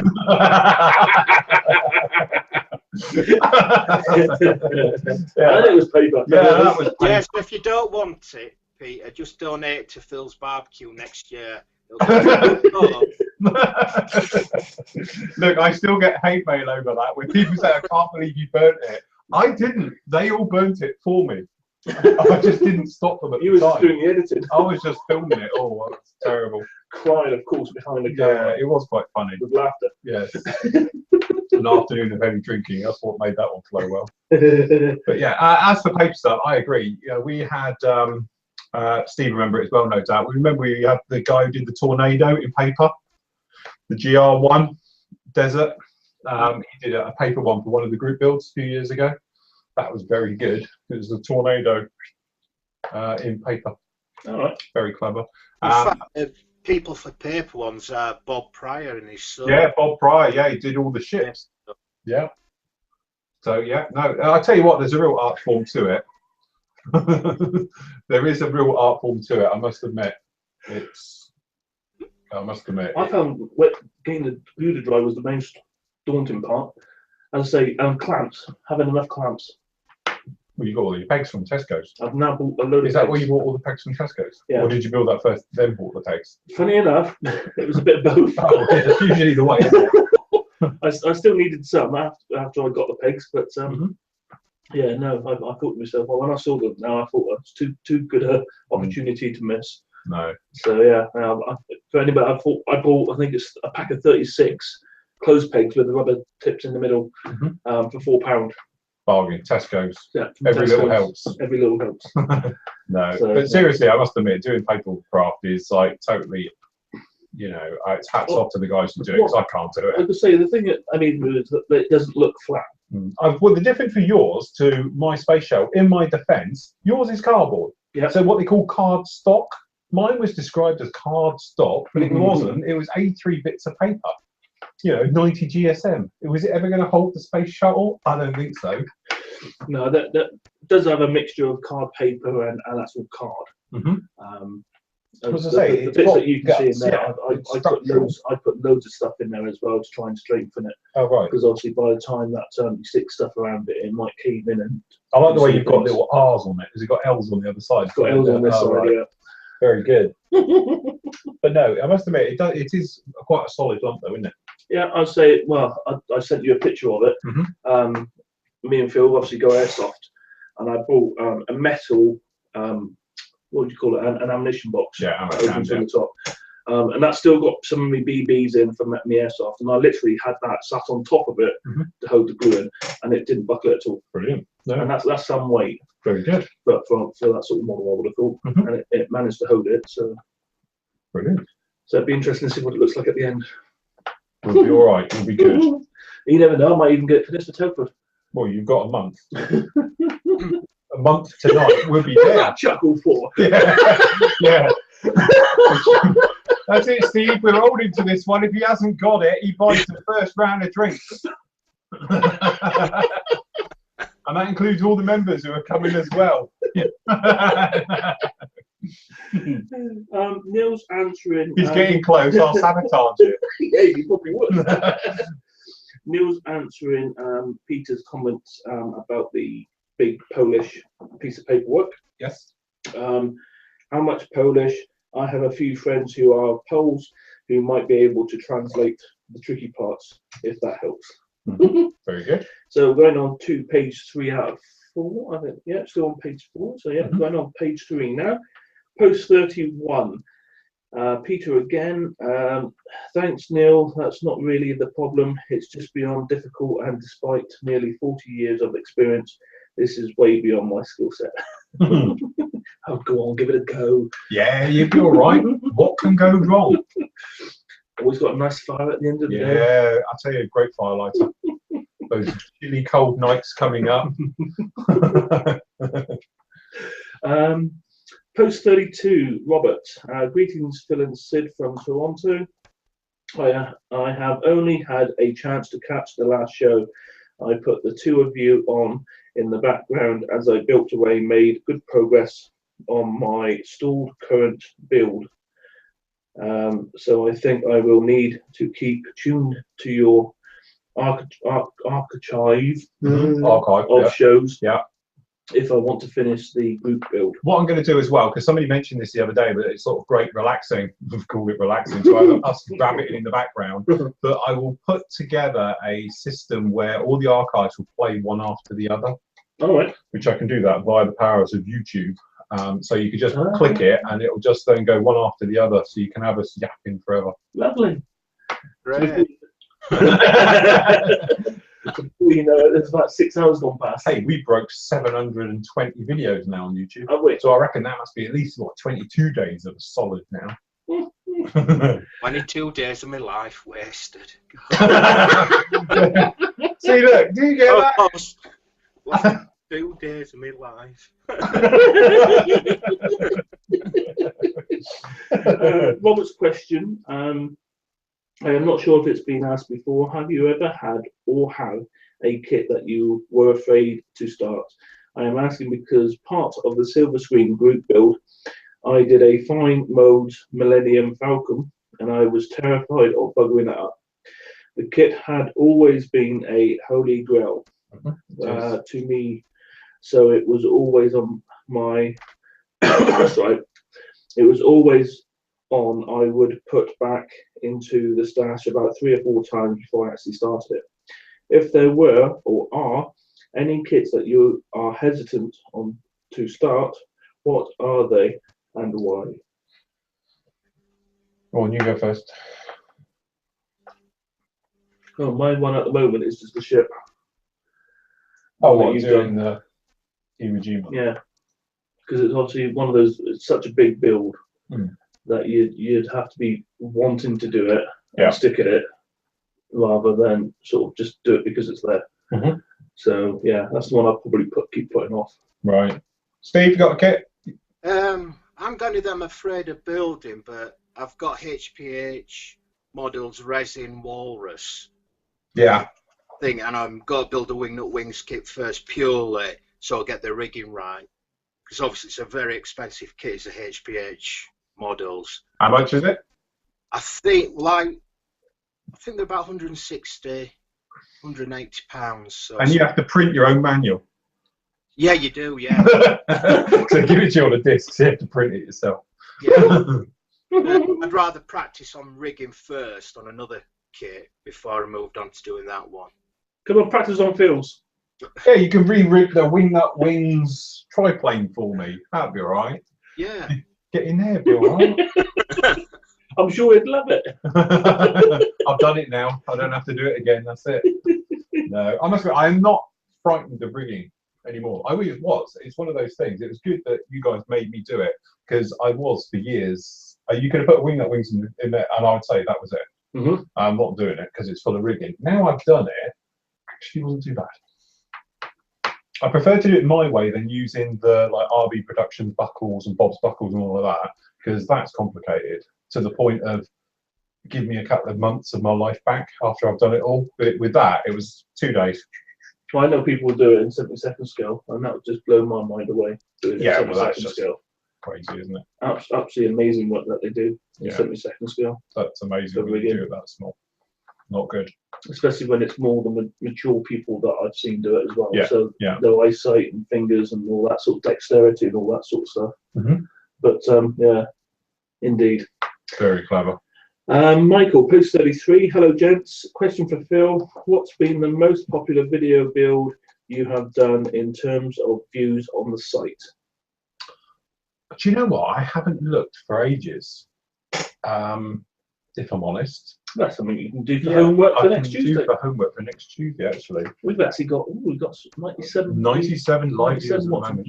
The most popular video, I think. Hold on, talk amongst yourselves. I might be able to actually bring it up. That's it. Everyone, just talk amongst yourselves. I will tell you. Make sure you get the right videos, Phil. Yeah. That's why he's got the separate screen so we can check first. That's it. Yeah, absolutely right. Okay, off we go to our channel. We go to Video Manager. Okay, so we want to go here by most viewed. Right, okay. Oh, that's easy. Okay, most viewed is, that one's at 148,000 views, but it's an open one. A video build. It's a photo. Hold on. It's a new show. Hold on. New shows. It's a new show. Hold on. We just skip a couple of pages. They're all new shows, funny enough. Because obviously the new shows are free for everyone to see. So we're looking for obviously someone in here who is not a new show, and I've got no way of doing it through this one. Probably wouldn't click it here. Hey, there's some nice jumpers. Yeah, that's the early ones. There you go, stripy jumper there. Right. Right. You got hair on that one. Whoa. Oh, here we go. Right. Okay. Hawk Part 1. That was quite popular. Got new winners up here. Because the trouble we've got is, don't forget, we switched over from our own server to YouTube. Because I know what it used to be, but what it is now, obviously, if you was to tally them both together, is a little bit different. But Part 2 of the Tornado is very popular. That one's right up there at the moment. Airbrushing, the tutorials and everything else, they're all very popular like that. So I don't know. If we're going back to how it was, definitely it used to be the F14 trophy one. That was hands down massive amongst anyone else. It was on like a 2-to-1 ratio. So if you think our membership was around about sort of 2,800 at any one time. So if you're looking at it like that, that one has been watched something like over 10,000 times, where people are re-watching it again. Oh, because it's obviously now, what, 4 or 5 years old, that one now? You didn't put no bloopers in it then, that's why they were rewatching it. No, the blooper ones, the Cribs one's very popular. Do you remember I did the Cribs one? Which is, so it showed me on the toilet at the end. And then I had complaints over. Do you know, I had 4 people complaining of me sat on the toilet. And they said, I ruined it by me being sat on the toilet at the end. So it's like, sense of humour is left the room. And along with that question was, and what tend to be the most popular subjects for your video build? To be honest, it's always aircraft. It's modern military aircraft are always the most popular. I think it's just because, you know, it's just that thing, kit sales. I think armour's now really getting itself together. It used to be, wasn't it, the dark side was always seen to be armour. And it was always the poor relation to aircraft kits. But now I think there's more armour out there than there is actually aircraft kits. I don't know if you would agree with that, Steve. I'd say there were, yeah. Because now they just tend to repeat themselves a lot, where they are bringing out more and more armour kits of stuff you haven't seen before, especially with all the modern stuff that's been built recently. Yeah. It'll carry on with that trend. But yeah, definitely. And it's picking up on the forum as well. There's more armour guys coming on now than there was a year, 2 years ago. Definitely. Yeah, I think, you know, the thing is that certainly from my point of view, obviously I've been doing this job now for almost 20 years. In the early days, just, you know, armour, you really had the Tamiya 1970s kits, and that was really it. You know, obviously there was other things in other scales, but if you're talking 135th, which is sort of the bread and butter scale for armour, you know, it was really sort of, you know, very limited on what you can do. But now you look at it, you can do anything. Yeah. All the different versions, all the recovery stuff, it's like massive. But yet you don't get that with aircraft. You know, you don't suddenly get 20 different versions of the same aircraft released. You know, it's like certain ones, you know, but yeah, definitely aircraft are always going to be more popular for some reason. But I've always tried to develop the site, especially to have it as on an equal platform. Like when we first started, obviously I'm much more into aircraft modeling, so that's what I did. But having people like, say, Steve on the site and everything else was a way of, they've got the knowledge of what's to do and coming out and the techniques, obviously building them. So that's why we sort of got Steve in here, so he could sort of showcase his fantastic, amazing work to you guys, because I don't do it that well and I don't know it, I don't understand it. And it is that thing, when you understand, you know, your subject matter inside out, and Steve being really, you know, into his armour, he can explain it far better than I could. And that was the whole point to it. And I'm hoping what will happen is over the next few years, especially, we'll get a lot more of like the civil side of it. So your normal, like your racing cars and bikes and just normal cars and stuff, and your sci-fi, because before it was always aircraft, massive, 90%, you know, then you have 3% into armour, then all the other bits. But I'd like it all to sort of everyone be on an equal footing, and to have everything in there. And it's something that's definitely been, we've got more broad now, especially. So I still find though that the normal day-to-day cars, there isn't any kits. Because that's all licensing, though, isn't it? Which I think can be quite disheartening at sometimes. You know, most people would want to take, for instance, build their first car that they've had, but you just can't get the kits for them. I wouldn't want to build mine. Why not?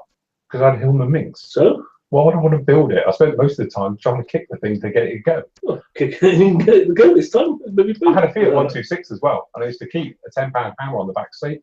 wasn't for personal protection. It was to hit the start motor, get it go. Oh, is that what you told them? Yeah. It was rough around our area. Those badgers, they're walking around in like 3 or 4 of them in a dark alley. No way. They're hard. Post 34, which is Lance. Great show. I'd like to know what you do with all your finished builds. I am just back into the hobby. Nowhere as prolific as most, and even I'm starting to question where I'm going to put each finished model. Of course, my wife won't have a TU22M sitting in most areas of the house where she has decorative control. That's it. They'll be fine. There we go. Steve, you can start with that one. What do you do with all yours? Luckily, I've got quite a lot of space. I put them on shelves, bookcases. But unfortunately, I've got people who live in this house have a tendency to come into my cave area and knock things off bookcases and shelves. And that includes the dog. When we first got her, she jumped from the bed onto my computer desk, and I had the Academy 1 to 32nd F-16 all made up. Oh no! Yeah, straight on the floor. And since then, with the tail, she's caught. I did a striker, all full done. She's taken out about 3 or 4 arm things as well. So don't go start building shelves higher up. Yeah, that's it. Yeah, tail fight. That's it. God, yeah, that one with Lola soon. She's actually all right. She's not allowed in it. No, she's actually. She does. In fact, Phil, I'll give you an example of how clumsy people are. I've got a nosedive in. Look, it's like through the keyhole. Yeah, there you go. Oh no! That's the. Mitchell's lost its nose wheel. Yeah, that's the H. Hong Kong models. Yeah. B25. In fact, on Sunday, Rob actually picked up, or it was Gordon, as it were nosediving off the bookcase the other day. So that's what tends to happen. Nightmare. That's the trouble, though. It's keeping them safe, isn't it? And it is. I'm putting them there. So go on then. Where'd you keep all yours? In a plastic box. Plastic box. I must admit, I've put mine in a little display cupboard. I have. I've seen that. It's very nice in your. You have. Yes. No, normally if I go off to a model show, I stick them in a plastic box, and because I'm lazy, I won't take them back out again. I'll just leave them in there until the next one. Yeah. So yeah, normally in a plastic box, either in a cupboard or under the bed. Well, for me, years ago, it was all commission work. I never had a model. And it was great because people come to your home and they say, "Oh, what do you do for a living?" You go, "I'm a model maker." And I say, "Oh, can I see some?" No. I just didn't have any because it went, No, it's copyright. That was the thing. It was just a case of, can I see some of your work? Well, you can't actually. I'll show you a picture of your work, but I can't show you my work. Now, obviously, I've got the display cabinets behind, but I'm rapidly running out of room. You are. So Thursday, Friday, I'm not filming because we're having the rig put in and all the bits and pieces. So I intend to put the hind in there. So something's going to be sacrificed out. So it may be Airwolf will have to stay in there, but I'm probably going to shift out some of my smaller 148 stuff from many years ago. So I think the 190 will go, the 109, but they won't go. They'll just go into a box or something else like that and poke them out of the way. And then that way everything will drop a level and the hind will go in at the top.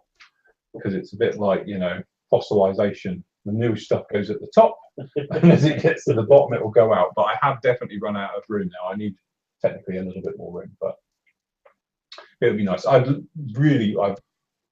I'm planning to do is take one of those shelves out, and the Star Destroyer is going to go in there as well. But there again, if I do that, I'm going to lose 4 models. You are. So, but I'd like to get the Star Destroyer out from up there and get it in undercover as well. Is that because you don't trust the shelf? I don't trust the Sparky in here. Oh, yeah. So, to be honest, that's why they're all going. I'm shifting everything because it's like we're having this metal system put in above, so everything's going out. I just don't. You can just imagine it. So we've had a small accident. Yeah, right. Your insurance covers it. No, it doesn't actually. That's what that is. Yeah. That's you, but I'll put in a claim. Oh yeah, 100,000. It's a very, very rare one. Steve, write us a receipt. Let's go plated. Yeah, that's it. Ronald, post 35. Good evening, lads. Sorry I missed last week due to football. I have a note from my mum to prove it. I wasn't playing. Oh. I remember those days, yeah. Anyway, question for you this week. I had an accident with a little spillage of Tamiya Extra Thin over the wing of the Eddard's top Falcon I am building. The damage is not too bad, but has left a little damage. Should I rescribe this or rescribe this part of the wing?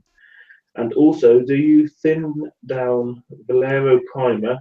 And if so, what is best to use, i.e. Mr. Hobby Leveler or Valero thinners? I also use home brew, but want to know what goes on best. Extra thin, if you ever spill it, don't touch it. Just forget about it. Don't blow on it, just let it naturally evaporate. The stuff is so thin it will evaporate, and if you don't touch it, technically it shouldn't do too much damage. Okay, it evaporates for it. Unless you take literally half a bottle over it, then it might start to make things soft. But the worst thing you can do is try and rub it off, because what it'll do, it'll soften up the entire surface, and then you go to rub it off, and then whatever you rub it off with is going to scrape it away and rub it all away. Many a time I've done it, and literally you just leave it. And I've done it on paintwork as well. I've got a completed model, and I put a big drip of Extra Thin on. Again, you think it's going to eat your paint. It does. It bubbles up. It looks horrible. You leave it, it will go back down. But obviously you haven't. So let it totally dry as well. Give it a long time. I take it, you know, this is something that's happened over the last couple of days or something. Let it totally dry off so it goes completely hard, because otherwise it will be soft. So if you come along and try and rescribe it, you might end up dropping deep and going over the top with it. But yeah, obviously you can rescribe, polish it, you know, sand it, and put all the detail back. By the time you put primer down and paint it, you should be fine with no problem at all. Thinning, I presume you mean polyurethane stuff. Favorite talk. I don't. Obviously, I just literally spray it neat, and away you go. Never had a problem with it. Just remember, we seem to mention this every week, isn't it? Very thin to start with, build up a layer, then go in with your heavier one straight afterwards. 2 passes without I can coat anything. But the first one has to be extremely dusty, so you almost can't even see it. So you just mist it down and you go on. I haven't ever thinned it, so I wouldn't know what you would thin it with, if I'm honest. But yeah, Steve, you ever tried to thin it? I very rarely use it, to be honest with you. Yeah. I do have some, but I don't tend to use it that much. So no comment on that. No, right. Next. Simon Webb just ordered full set of Flory sanders and a full set of Flory washers. Please bring them to Telford with you for me to collect there. Right, okay. What I will do is I will have a word with the sales team. Oh, you can use a posh one. Yeah, if you write it down. I will pass this on to the sales team in the morning, and I'll get them to refund you the postage, because obviously it would charge you the postage, and I'll get them to obviously keep it back for you, and they'll put it in a separate place. So if you just come and see, well, either any of us that will be up there, we'll sort you out, and we'll be fine with that. So that's no problem. I would say it'd be lovely, but I don't make any money from that anymore. Quick question for Steve. Oh, Steve, you're up. Would you consider doing a full video build of a tank for US Armour? Oh, sorry, for us Armour virgins. I have never done an Armour build before, but your good self and other members make it look so easy, which I know isn't. Phil's tank build was excellent, but I would enjoy watching Steve building on a video as well. True. Yeah. No pressure. Well, we have actually talked about it before with Phil, and I did give it a go, but I had a problem with my camera's focusing system. So if I can eventually sort that out, and then how to get it onto my computer quicker, because it was just eating memory cards. So I really need a bit of technical advice on video, and I would give it a go. Well, that's all right. I might be able to send you a video camera, because I will have some spare. When the new ones come in here, I can either hang 4 of them above me at different angles, or I'll send you one up. We can do it like that, and you can give it a go. I think the thing is, people don't appreciate it's not as easy as people think. You know, I know I make it look so fantastically easy and Indeed, simple, yes. but a lot of people have tried to do obviously what I do, and it's not as easy as it looks. It's a different way of building, because when you're showing, you're not building for yourself, and I think that's the thing. So from my point of view, I've got the cameras in this nice big studio, so I get the angle, so I can build, and I'm used to sitting back whilst I'm building so you guys can see everything. When you're in obviously a confined area, you're trying to get a camera in with you as well, perhaps 2 cameras even, to get it all in there, and then to literally, you know, be able to talk to the camera and show things back to front and even build back to front so you can see it on the camera. It does take a little bit of practice, and all the rest of it. But me and Steve have spoken about it, and I have said to Steve that if he just then gets the raw footage to me, I'll edit it and all the rest of it and have a go. But other members of the team have tried it in the past, and as they pointed out, failed miserably, because it's not as straightforward as it would seem to do. Failing that, Steve, you have to come down here for a week. We will. So I'll get Steve down here for a week and I'll film him. Well, you can be here as well. We're all filming. I'll be around with all the cameras. cameraman. Yeah, you can be the cameraman. And I'll sit next to you saying, "Why are you doing that? Why is that?" So yeah, we can do something like that. Indeed. Post 37, which is Alan. Hi, Phil and Sid and Remote Steve. Remote Steve. By the time Sid reads this post, you'll be on your 2nd beer and 3rd packet of Haribo. No Haribo tonight. He's done. How about building the Haribo Boeing 737? Yeah, I guess we could do that. Neil, post 38. Another question, if I may. Could you go over what distinguishes one grade of Floyd sanders from another, and what you would use them for? I'm always forgetting what a blue core means, or a white one, for example. Right. Well, actually, it's a good job we've got these here. These were dropped into me by the glamorous assistant earlier. These are basically everything we do, barring the big sponge sheets. Okay. In the actual In bag one. Okay, if you were doing this, the number for this one is FMS 001, okay, which is Floyd Model Sander 001. You get the big one with the white side, okay? This is the jumbo one. This is purely a polisher, okay? The white side, which looks like it does nothing, trust me, is the good bit, because that will gloss everything it touches, gets rid of scratches and all the rest of it. The blue, normal, thinner sponge sander is your general 90% of the time, just your normal sanding and everything else like that. The black one is what we call the sander polisher. It's basically got wet and dry paper on the back. It's fully waterproof. You can use this water, it's self-cleaning, you know, does everything. But it's a sander on one side and it's got like wet and dry on the back for polishing. So it's quite handy. It's sort of your jack of all trades one. Then in the other bag, you've got the thing. So where you've got the blue skinnies, that's just the same as the blue sponge. Okay, it's just a skinny version of it for getting in. These are 5 mil thick.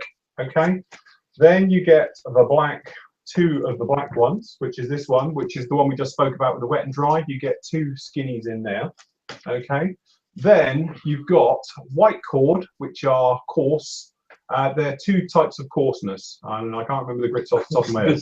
Yeah, coarseness, is that a word? I don't know. It's going to go in my word. Okay, that's it. We've used it. But yeah, it's your coarseness. So it's extremely coarse on one side, and then not quite as coarse on the other. Okay, that's the white. So it's coarse for white. Blue is the intermediate, the medium one, as we call it, which again has got a. It's slightly finer than what you find on the coarse one, and then a lot more finer. Okay, then you've got the green, which is the finest one of all, and it's our fine, skinny one. And being green, it literally means for the finishing one, and it's extremely fine on each side. It's 280 grit by 300, if I remember rightly, on that one. So yeah, that's your differences. So white, coarse, blue is your medium, green is your fine. Okay, and as I say, if you do the skinny set, you get 2 of the entire range. Or even though on the news show, I was told I got that wrong as well. I said you get 1 of each on this week's news show. You don't, you get 2 of each. So you actually get a 10-pack. You've been told off already. I did get told off for that. So if you buy, I can go on a sales pitch now. So I don't have to now. It's not my job. But yeah, if you the sets, obviously, if you buy the skinnies, you get 12 in a pack. If you buy the sponges skinnies, you get 10 in a pack. So they're quite good. Okay. Hello, Jan here, because we can never get. Oh, his hello, first Jan. name, so we've nicknamed you now. so Hello, he's Jan. now called Jan. Yeah. And he's even put that at the bottom of his little signature bit now as well. Just call me Jan. Yeah. Thanks for the tip on the seatbelts for the vodka. Oh yeah. Oh yeah. That's the one. Last Last week. Decker. It's a good job I remember all of this. It is, isn't it? Real tight, but I think I can place them. Mhm. I've got a question. A friend of mine currently sitting next to me. Say hi to Peter. Hello, Peter. Hi, Peter. Is thinking of starting this hobby. Hang on, Right. yeah, Steve, don't Yeah. say hi, Peter. Wave, Hi, Steve. Peter. That's Yay. yeah, sorry. You have my hand on my mouse. Is thinking of starting this hobby. Also, he wanted to know what are good starter kits and the basic hobby tools needed. Main subject, military, jets, and armour. P.S. I hope you say similar as what I have advised. Yeah, that's it. Tools, we've spoken about it before. You know, as I say, you can go really basic where you literally just need something to cut it with. As I say, I use orange scissors, but you could use, say, a disposable cheap knife. You're going to need some type of sanding tool for cleaning off the pegs, if you like, off the sprues for those parts. So I would recommend a Tory Model sanding product. Indeed. Others are available, I've heard. And then, you know, really, ignored a glue. And I must admit, you really need a type of World Action extra thin glue. Tamiya, obviously, we like, but Mr. S, if you can't get it, is a good one. Trust me, if you're old school, coming to that stuff is like night and day, and it's a real good thing. After that, it's your basics. So pegs, clanky pegs. Yep. Some Tweezers. spring-loaded tweezers come in really handy just for holding small parts and stuff like that. You know, and then it's that thing you can just go on then from there. But that would certainly cut your things off your sprue, tape, glue it together. But as I said, tape, you know, for the minute you can just use normal tape, masking tape, just for holding things together. Yeah. And away you go. You don't have to go massively over the top and everything else. You think of anything else, Steve? Tweezers are a good thing to buy. Yeah, except that tweezers. Just looking around. No, I think that's about. Just for your basics, isn't it? Yeah, Like, yeah. You mentioned a cutting knife and stuff like that, but they're the main basics. yeah, yeah. So then, yeah, as you say, next up, you're going to need to have probably some type of filler. But again, there's so many on the market. You know, personally, my perfect favourite is the old plastic perfect I putty. must admit, I use that a lot now. It's just easy to do. It's easy to clean up and all the bits and pieces, so it's ideal. And then after that, obviously, you're talking paints, which is a different ball game. As for kits, Again, we discussed this. The Airfix new range. yeah, any of the Airfix new tool, make sure it's the new tool, not the old tool. Things like that. Again, Tamiya's. Yeah, Tamiya's anything kits. from Tamiya if you want to go. But it depends obviously how much you want to spend. Everything else like that. Yeah, it is. I mean, Rebels. Well, yeah, Quite good as yeah. well. Starter armor, Steve. What would you recommend? Depending on what era you're going for, World War II, Tamiya, then more modern stuff, Hobby Boss, Trumpeter. You can't go wrong with them. No, that's right. The Trumpeter, they tend to do individual track links, which, you know, can put some people off. But like I said earlier, if you just do them in batches, you know, there's no problems. You know, I'd stay away from Dragon to start with, because they tend to be a lot more in depth of a build, and the instructions are terrible. If you haven't done a couple of kits under your belt, you'll be totally confused by them, because they tend to have a lot of sprues at, you know, letter A, because they take bits from different kits, put them together. So it says part A1, well, you've got 4 sprues that are named A, so which one is it? And then they mix up the part numbers in the instructions. So I'd stay away from Dragon until you get going. Yeah. But yeah, definitely. Yeah, I must say one little thing whilst we're talking about it. One thing, you know, obviously it's quite a large kit, this Rebel one here, but it doesn't actually have sprue numbers, as in it's not like A, B, and C. Oh, So right. you know what you do? You do the usual. It says, oh, part number 149. That could be anywhere. Ooh. So you don't have that usual thing of saying it's on sprue A, Yeah. no, 1 because none of it's done. So it's just like numbers here, from part 1 to 18, whatever. part 98, part 99, 94. It could be anywhere. So I must admit, doing all the little stuff on here, it took me a while just to track them all Just down. find where the Just bits try are. and find where they all are. But yeah, got there eventually. Oh well. Never mind. That's why we get you to build them first. Hey, not there. There's a build going on. Got a buddy build going as well. So it's not just me. Post 40, which is Gareth. Keeping Gareth. Hi, Phil and Sid. +1. You'll be watching the One show. now. I've gone from a god to +1. One question, as well as on the Friday news show, any chance of doing 1 or 2 kit reviews? Hey, Yeah, that's what I just think. didn't I do One any? question, as well as on the Friday news show, any chance of doing 1 or 2 kit reviews? Oh, sorry. Either I'm missing something. I thought I did do kit reviews on a Friday. And I'm assuming I'm reading that right. Oh, unless we're talking about what we were on about early, Gareth, yeah, iPhone said +1 question as well on the Friday show. Oh, do you mean doing a kit review live? I think that perhaps is what you mean. The only trouble is, obviously, it's the quality of showing it live. You won't see it. I have experimented with more than one webcam, which is quite an interesting experience because we can do it, Okay. but it means somebody has to be On control. on controls, and I'm doing a little bit. I've just put it on auto now, so whoever talks it goes to. Go on, But Steve, talk. Hello. You're on Yay! me. If I keep talking, it'll stay on me. it will actually. Sorry. But no, the thing is, because I turned it off earlier because it was jumping back and forth. But no, the thing is, obviously I can do a live one here, but really you're better off with me doing them on the Friday show. Because I did say to you about doing that 45 Destroyer live, but I don't think it would have worked out. Again, By the time I you- can't show you. I can talk to you about it by all means. And if you want to ask me some questions on perhaps the reviews I've done recently, because I tend to forget. But if I've done a review like last week's reviews and you want me to go over some bits and pieces, as long as I've still got the kit here, I'm quite happy to do that. But certainly from me showing you, obviously I can't do it. We don't have the quality. Yeah. I don't have any webcams above. I've got the main cameras up, which are actually on still. But yeah, they aren't actually connected to any of this to actually show, and obviously with streaming and stuff like that, we're really getting technical then, and that's well over my head at that point. So yeah, probably better off to stick to the Friday shows, and I'll put them in then, and then don't forget they go live. What I am going to do is, now I've got a bit more time, I'm hoping next week especially, I might spend a day redoing the main site where I'll put the reviews in the main site, because I haven't bothered, because I haven't had time for best part of 3 months. If you haven't seen a review or you've missed one, just go to our YouTube page.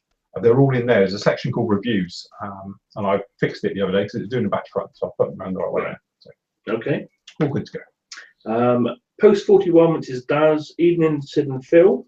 See, my Evening, name's come Daz. first this time. Oh, pack that in. And it says he's a veteran. Oh. It says Floyd Models veteran. So no, that's it. Yeah, that's it. That's because Dan has been with us for years. Well, there you go. Yes. So he's putting my name for yours now. So actually, what's the date on his thing where it's like? 2009. See, there you go. So yes. So yeah, long time. I hope you're both well. See, look, I'm here to watch the show from the start. So there you go. That's it. Goody goody. And he's live from Kent. Very nice. Evening, Daz. Indeed. Nice work on the old Lancaster. Which one? I think he's doing the 48 That's gonna be a big Tamiya one. Either that, I'm thinking of something completely different. He's definitely. I'm sure it's Daz who's doing that. He is, yeah. I'm Yeah. sure. Yeah. Oh, God, job your ear. Little voice pipes up. It's like, gee, thank God for that. Josh, post 42. Hi guys, enjoying watching your weekly shows. Do you recommend using paint masks or insignias and letters, or have you ever tried using them before? I'm considering trying using paint masks for the first time on my next model. I'm contemplating doing the first time on my next model as well. I've got a set as well for my M113. I have it half. This is obviously the Edard one that comes with the big Ed set, Mhm. which has got the markings as doing them like that as well. So, Steve, have you used them before? Yes, briefly. It was for the B25 that I showed you earlier. To get the bat shape on, you do get a kind of a mask set that would pre-cut and you put on there, but apart from that, not really, no. I do have them for different insignia, especially the US Army ones, but I've never tried them. Is that because they don't work well, or? I keep forgetting I've got them. So. Yeah, by the time he's put the decal on, he's just remembered he's got them. Because my bit where I'll be off put by using them is whether they bleed or not. Yeah, but then I'm a great believer in, you know, with all the masking, spray dry, spray it neat, especially if you're doing it for that type of thing. Because this would be yellow as well, yellow onto like an olive drab. My pain would be trying to line it all up, especially if you're doing like something like here. You've got the layers. cross, so you've got to put in the little bits as well. It's like, to me, it's easier to use a decal, surely. Yeah, good luck. Yeah, I might give it a whirl though. I say you might. You see that? Get out clause. What's this space, Josh? Yeah, yeah. I'll do one wing. The others get deckled. You know it's not good. Hazzy. Has he go Hi guys, this is Post 43. Lovely M113s and a Jeep, Sid. Thank you very much. And thanks for sharing us your pictures. You're welcome. Took me a while to get it all to work out though, so I haven't used Photobucket for a long time. So yeah, it took me a while to work out. Just shows how often you post stuff on the site then. Well, it's a long time since I've done anything with those. Yeah. And for some reason, I have to put mine on back to front. So the picture that you want to see first, I normally have to put on last.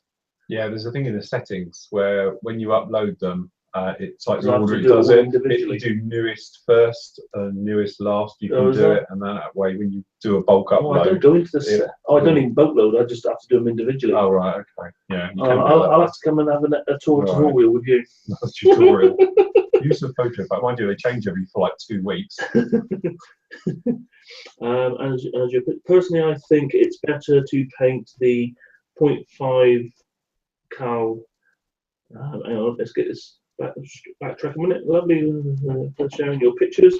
Personally, I think it's better to paint the 0.5 cal tools, cables, toes, and etc. separately, and after that, glue them to the main body. I hope you will keep us updated on your progress. And a question to Steve. Right, I'm with you now. Painting all the bits and bobs afterwards. Right, yeah. I'm with you. Yeah. Yeah. So, question to Steve: what is your way of adding an anti-slip texture to a modern tank? Love the shows. Keep up the good work. I do have a product that's now out of production called Caster Coat that I use, which is kind of, I don't know, a burnish kind of embossing powder, I think it is. But from now on, I'm either going to use silica sand, or a company's come out who, MIG Productions, have come out with some anti-skid paste. It's like an oil paint, and that's got the texture put into it, so you can use that. And I think there are other companies coming out with this anti-slip surface. Probably the one way you can is if you get the silicon sand, which is really, really fine. They use it in aquariums. You pour down a diluted PVA glue onto the surface of your model, and then you can sprinkle it on. And then, obviously, once your glue's dry, tip it upside down, take the excess sand off, and that'll give you a realistic surface. But I've yet to try this new MIG paste stuff, so I'll give it a try and let you know. Fantastic. Lovely, Joey. Or find someone who's got an aquarium. Indeed. Grab a handful of fish. I just need to see if this works. Wait for it. There's fishy going on. Yeah, that's it. Get home, you've finally got a prize fish in your pocket. Post 44, which is Dave. Evening, gents. I up to Steve.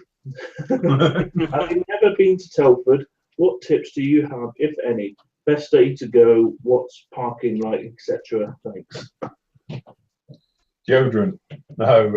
It does get warm. Does not need it. Tips and tricks. Okay, you have to imagine Saturday is horrendous. It's like the biggest car boot sale you've ever seen. Everybody rushes around. Everybody tries to get everywhere at once, purely because obviously they're looking for the bargains from the traders, kits that may be limited and things like that. I'm not aware of any kits that are going to be like that this year, but some years there's big rushes on various things. It's full on. It's one of those experiences where unless you've been, it's very hard to explain it. I describe it as like it's the world's largest car boot sale. If you don't like crowds, you're not. Yeah, if you don't like crowds, don't go on the Saturday. If you want it to be a lot more relaxed, you can talk to people and everything else. Sunday is definitely your day to go. You know, do a list of what you want to get, and then and try and stick to it. And try and stick to it, because it is so easy to get carried away. Because I know people who have said, "Oh, I'm not spending anything that's maxed out the credit card in half hour." Because it's one of those things. You're in a scenario where you're in an environment where you can get everything you've ever wanted for the hobby. So that bit where you think to yourself, "Oh, I've always wanted one of them," it's going to be there. So it's very easy to get carried away. Definitely, I would have thought. So I would say do a list of the things you want to get. Obviously, where you can get them from. If you go to the Scale Model World website, there's a list of all the traders who are going to be there, okay, and roughly where they are as well, so you can print that out to work around, because it's over 3 halls. It's quite a big thing. It's quite easy to sort of get lost around it. And everything else. I must admit, I only my first time last year, and I saw something, but I'll come back for that. Do you think I can remember where I saw it? Yeah, so. Couldn't for the life of me, and obviously I'd missed out because I couldn't find it. Yeah, so. And that is the thing. It's very hard to explain it unless you've been there. As I say, it's like a feeding frenzy that first on the Saturday to around about 2 o'clock. After that, it becomes what I call normal, and then Sunday is what I always say is quite a nice day, because especially from my point of view, I can talk to people a lot more. There's not like the crowds you get, because we had it at one point, it was something like 10 deep around our stand. People just couldn't get in to buy stuff from us. I had loads of people saying I couldn't get near you, you know, and that's what it's like. It's horrendous. Yeah, Sunday is a lot more laid back. So if you are coming and you're going to pick one day and you're not after a bargain or a specific reason, because everything will still be there, it's literally come on the Sunday, because it's a lot more quiet. It's a lot more laid back, but as you say, it's like a scrum on a Saturday morning. 10 o'clock Saturday morning, it's a nightmare. You also have to imagine the traffic. I don't know if it's any better, but some years they've been queuing for ages trying to get in. So either get in beforehand or park inside Telford somewhere else, okay, and walk across to it, because it's not very far. There's plenty of parking around the shopping centre at Telford and walk to it, because it's not too far at all, rather than trying to get in their car park, because otherwise you'd be queuing for hours to get in there. And everything else, but it's well worth it, because say you'll see stuff you've never seen before. Probably, certainly, I see stuff every year I go, and I'm pretty much in the trade. So it was my first year last year, and my eyes were popping at me. Yeah. So yeah, anything to add on that one, Steve? I'm just call him. Doing a quick test on this. Oh, look, he's doing it live. That's all right. It goes on rather well. Just that's it. That, and I've put some on, spread it out. And I'm actually using a brush that I've just put in some Tamiya thinners, and it just brushes nicely all over the surface. So could be worth investing in a tube of that if you're out. There we go. So yeah, that's MIG Productions, is it, Steve? It is MIG Productions. Yeah, MIG Productions, anti-skid. Yeah, it smells like furniture polish. All right. But yeah, it does. It brushes really nice. So it could be acrylic based. I don't know, but it sprays beautifully with. So you can make out you've been doing the polishing when the missus comes home. Yeah. So, right. So I wasn't just daydreaming. So yeah, go on then. Telford, first experience there. What would you recommend? Take cash, leave your card at home. Yeah. And that's the biggest. Yeah, that's a very good idea, actually. Because there is quite a lot of traders that do have these portable wipe things. And I know some that actually will write down your credit card details. So it's absolutely lethal. I know first year I went, I spent an absolute fortune. So definitely do that. And keep an eye out, because some of the bigger kit sellers, they do offer show specials. So you can save money by actually collecting the kits. Not only will you save postage, but they do give discount. And if you're into your Zokimura stuff, go onto their website, because they always do show specials that you can pre-order, and you usually save about 50% on the recommended retail price of the kit. That's good. So there's little things like that, but yeah, biggest thing, take cash and leave your cards. That's quite sensible. Yes, well done. Voice of sensibility there. It is. Yes. Party pooper. Yeah. Yeah, obviously his credit card bill was horrendous. Yeah. So he's like, never doing that again. Learned me lesson. Yeah, that's it. Post 45, which is from Russell. Evening from Rusty Lee. Rusty Lee. We're both here for a change. Looking forward to the fun and games, and also seeing Mr. Steve again. Evening, fella. Evening, Rusty. So I'm just changing pages, so talk amongst yourselves. So what page are we on now? We're going on to page 4 now, out of 5. Quick, go quicker, because it's 9:15 already. Nathan, good evening, gents. Never been up this late in months. Toby Page, hi. Hi, Steve, great to see you. Hi. Toby's page is put, Steve's Typhoon looks awesome. Well done, matey. Thank you. Clint, I don't know, you said you will start having 3 kits on the go at once. Yes. I long-term build, one long-term build, 148th, and then something little different. Yeah. My question is, when are you when you are done with the Tornado, what is next in the 48 scale slots? Next in the 48 scale or the medium slot will be the Tamiya World War I tank. Is going in that slot.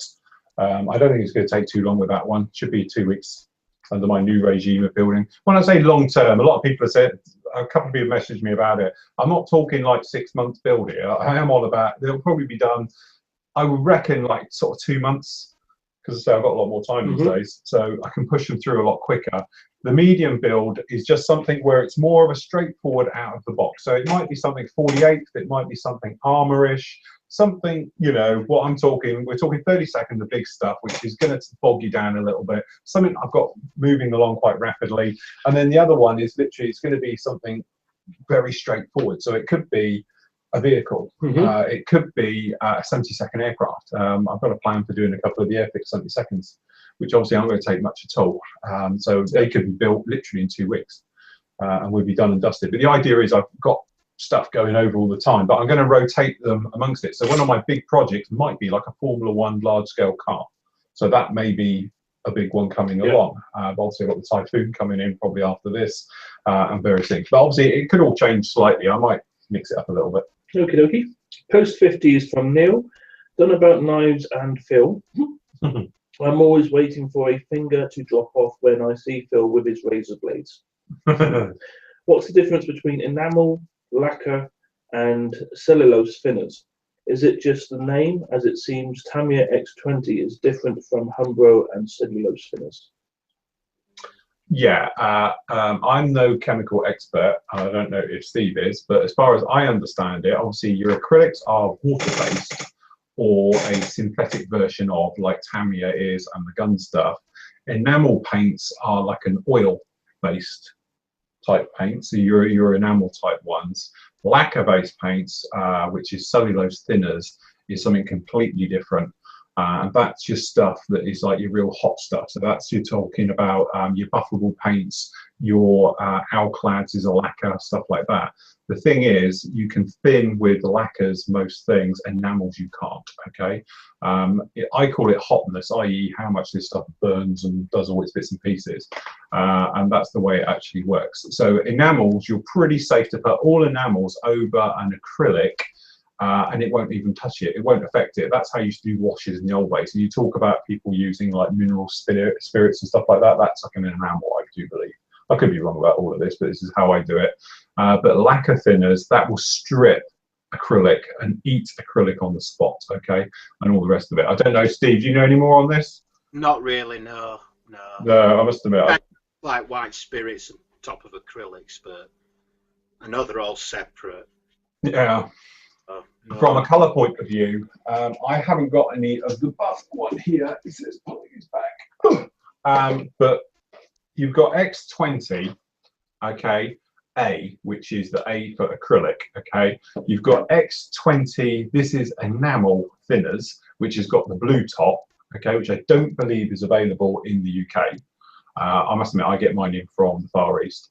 And then they do X20 again, but it's actually a cellulose thinners or a lacquer thinner. I think they describe it as lacquer on the Tamiya bottle, but it's got like a buff coloured top. It's more sort of that colour top on it. It's more of a buffy colour. That is the one which you could use as like the same as the Mr. Colour thinners, like the self-leveling thinners, because it's a lacquer based. The enamel one is different. So you do have your 3 types of it. But as I said, I am not into my things. If any of the members know, they can post that up in the forum for it. But all I know is you can safely put like enamel thinners over acrylic paint and rub it, and nothing will happen. And that's how you used to traditionally do your washes, because it's the same as using, like, you know, odorless thinners and mineral thinners. It's because literally you used to be able to thin oil paint, put it over acrylic paint, and it won't attack the acrylic. But obviously, if you tried that with cellulose thinners or lacquer thinners, it will melt everything on the spot. So you definitely don't want to do that. Yeah. But yes. Post 51, which is from Sam. Hi, Phil, Sid, and Steve. Evening, Sam. Phil, can you tell me where you bought your work lamps lighting? Many thanks. Well, it depends which ones you're on about.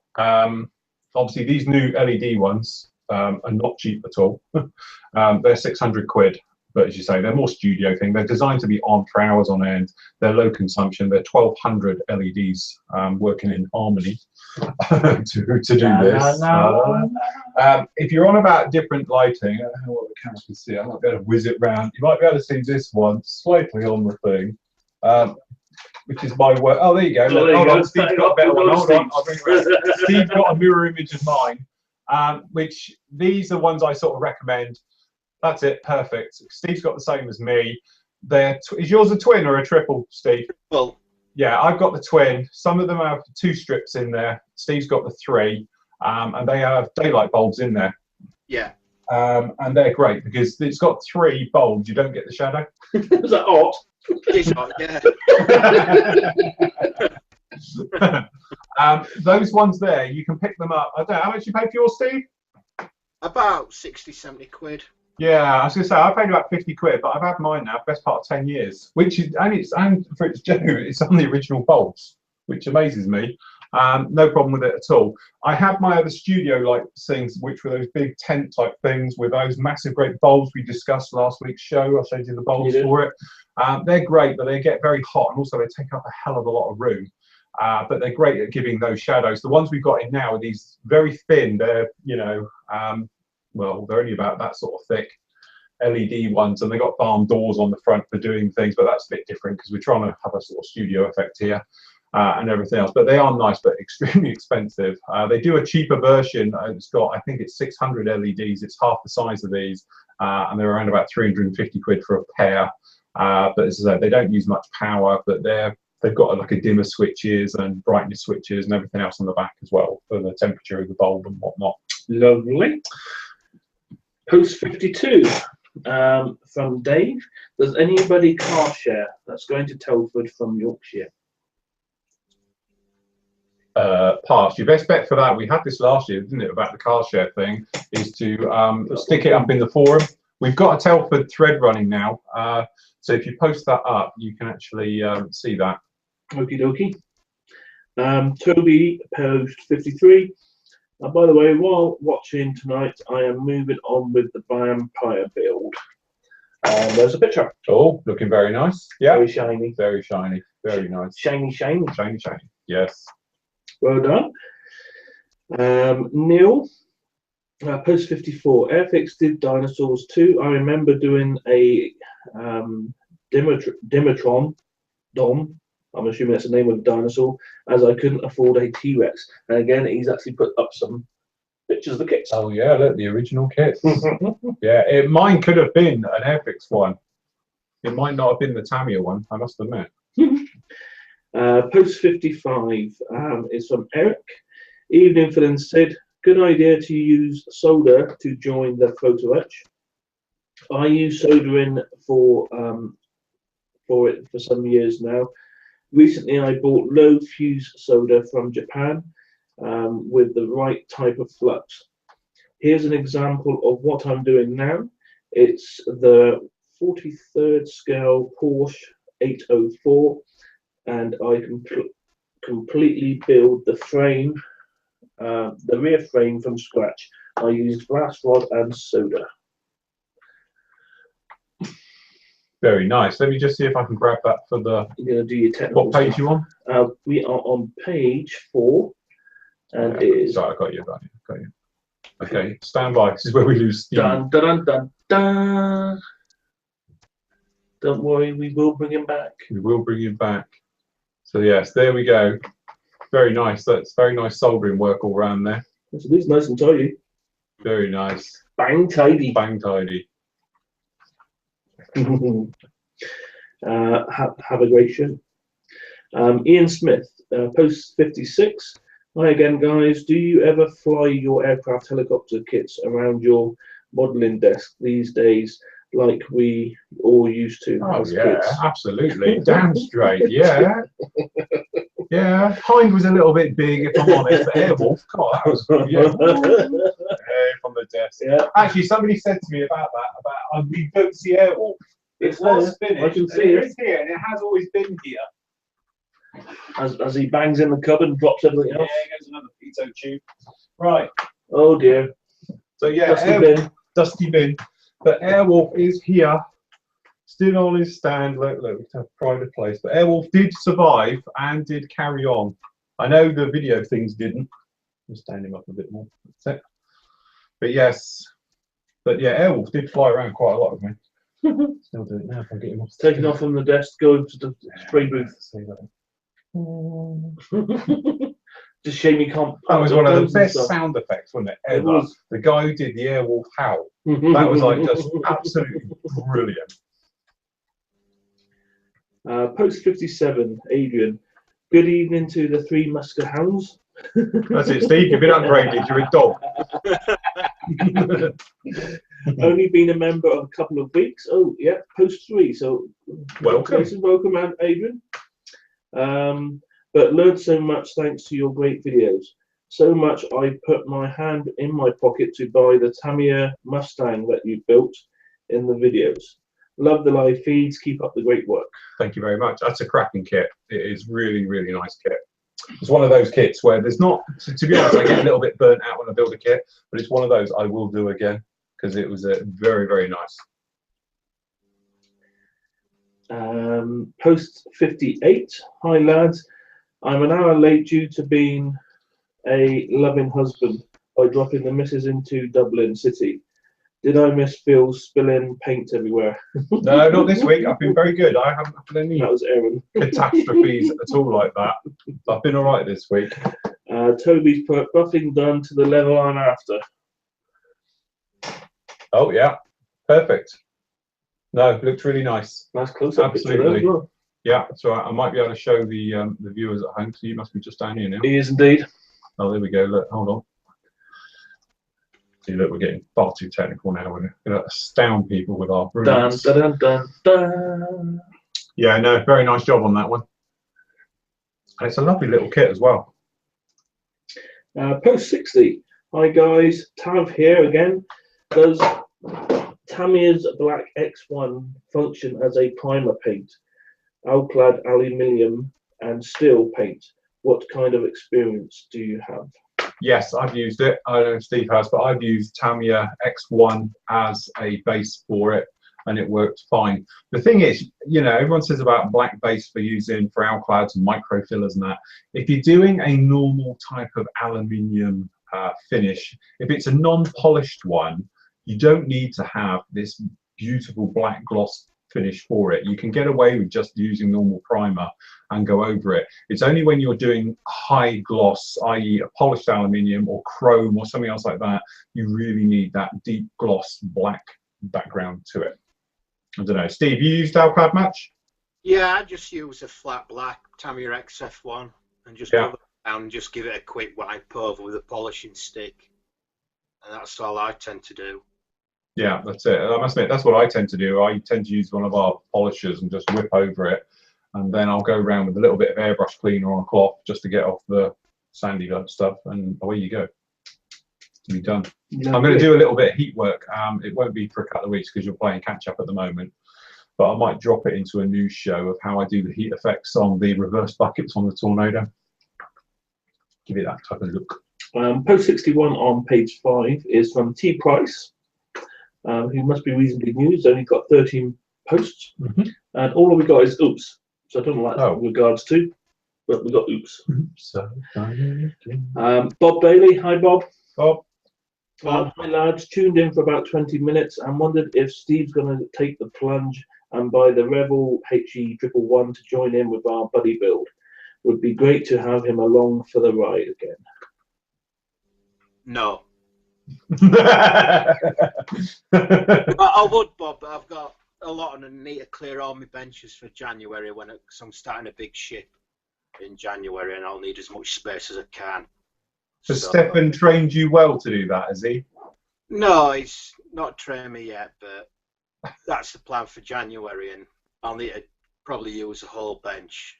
I've got 2 benches, and one of them will be taken by the ship, so it's just a matter of tying up all my builds that have got on the go at the moment between now and December, and then on with the ship. Very nice. T. Price, post 63. Hi Phil, Sid and Steve. Loving the shows. I have recently bought some Winsor & Newton Indian ink and I'm trying to find out how much I should thin it. Any suggestions on the ratio and which thinner to use? Thanks. Terry from Halifax. Up the road from Steve. See, Halifax lot. Yeah, when you're doing inks, the thing you have to remember is when you first thin it, what you see when it's wet is not what it'll look like when it's dry. For instance, mine, when you see me put it on, looks very, very dark. And to be honest, even to me, I'm like, oh, it dries back extremely light. Okay, so sometimes you go over it with another coat to bring it on. You know, obviously it's very difficult knowing what thinner you're using and obviously exactly what type of ink it is with it, you know, being various different shades of, it might be different. Your best bet, to be honest, is the way I do it. I've just got my little separate containers like this.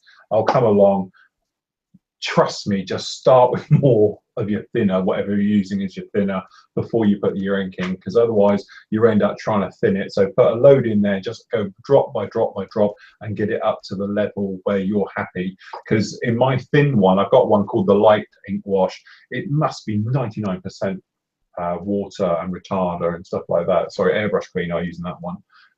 And as I say, it's amazing. One drop, that's it. Because otherwise it's too strong. Because if you don't thin it enough, it will turn everything black. That is the thing with Indian ink. It's extremely strong stuff. That's why they use it for tattooists, apparently. Post 64, Ian Manners. Hi guys, great show as ever. I just picked up a Eddard's Striking Eagles 48th limited edition for half price, £35 bargain. Bargain. Woohoo. It has some resin parts, which is a first for me. Any info appreciated for using resin? Question for Steve, any particular manufacturers for metal tracks? Metal tracks, best ones probably Fruel if they do them. I forget, Spade Ace, I believe they're called, also do a range of metal tracks. So it's looking to see which manufacturer sells a set of tracks for the tank that you're building. So that's what I reckon. Yeah, true. I suppose it's finding the ones that for that particular one to go through it. As for resin, just treat it like a very detailed bit of plastic, if I'm honest. Obviously, you're going to cut your block off, your resin block, get rid of that to start with. Just be a bit more gentle with it, because you crack the resin or cut it in the wrong place, it can be a problem. Health and safety, resin is toxic. Well, it's not toxic, but the fibers getting your lungs, it is not nice at all. So make sure you do it outside, in well ventilated, or with a respirator on, something else like that. Get rid of the dust with a damp cloth after you've finished. And then, as I say, treat it as you would anything else. you get people and they talk about washing the resin beforehand and all the rest of it. If it looks oily, then yes, you might have to do that, but just be careful because you knock bits off doing it. But generally, if you prime it with like just a normal acrylic like Tamiya, just spray it neat Tamiya onto it, high air pressure, and then you can paint it and detail it as you would anything else. It's just that it tends to be all together for you, which is, you know, nice, and it's a lot more detailed. But apart from that, your dry brushing, your washes and everything else, just do it as you normally would on your plastic and you'll be absolutely fine with it. But as I said, just test fit it for when you're putting it all in. Just take your time. If it doesn't go, gentle sanding. Don't start attacking it with blades and knives, otherwise you're going to end up going too far and cracking it and splitting it and everything else. And like you take your fingers off. Yeah, yeah. Or I did a good one once where I actually cut clean through. I was taking the block off the bottom and went through like this, and I took it away and I took the floor. I cut it too high, so I took the floor out as well. So then I had to cut it again and then stick it onto the bottom. But and that is on one of the videos. I can't remember what it is. It's got to be one of the Jet ones. So it's going to be. I don't know if it actually. I think it's the F16. I actually cut the floor clean off, but then the seat's there, so it doesn't really matter. But Post 65 is from Clint. I have used Vallejo primer mixed with 50/50 Future. It does make it fully sandable in about 30 minutes. Because Vallejo primer has 2 separate drying times. One to hold in about 15 minutes and the second to sand, which was about 24 hours. Adding the Future makes it sandable and much faster. I will give it a whirl. I will do a thing on it when I get 10 minutes today or tomorrow even. I'll give it a whirl. I'll bung some in and we'll see if it's sandable. Because so Vallejo primer, a day, I'd say it's probably what 3 days before you can sand it. Certainly when we did the demo here, we demoed it live on one of the early news shows, and I think it was our week 1. I think it was. I actually did it live, wasn't it? So now to go. Post 66, hi. Please tell me some sites from internet where I can compare different kind of labels of paints about equivalents of each other. Tab from Finland. Steve, you've got the app as well, haven't you? Yeah, it's iModel Kit. That's it. Hold on, I think I've got it on my phone as well. Yeah, there we go. iModel Kit. Yeah, I've got it. So what it is, it's this guy here. The camera locks in. And literally, I've got a picture of the app here somewhere. You pop in. It looks like it's on Spurs. Yeah, it's on the screw one there above my finger. You literally just go on there and then you can do everything. So you got your federal standard codes, but also you can take photos of things and it'll tell you what it is and the closeness and all the rest of it. It's free. You get adverts. You can pay for it to have an advert-free one.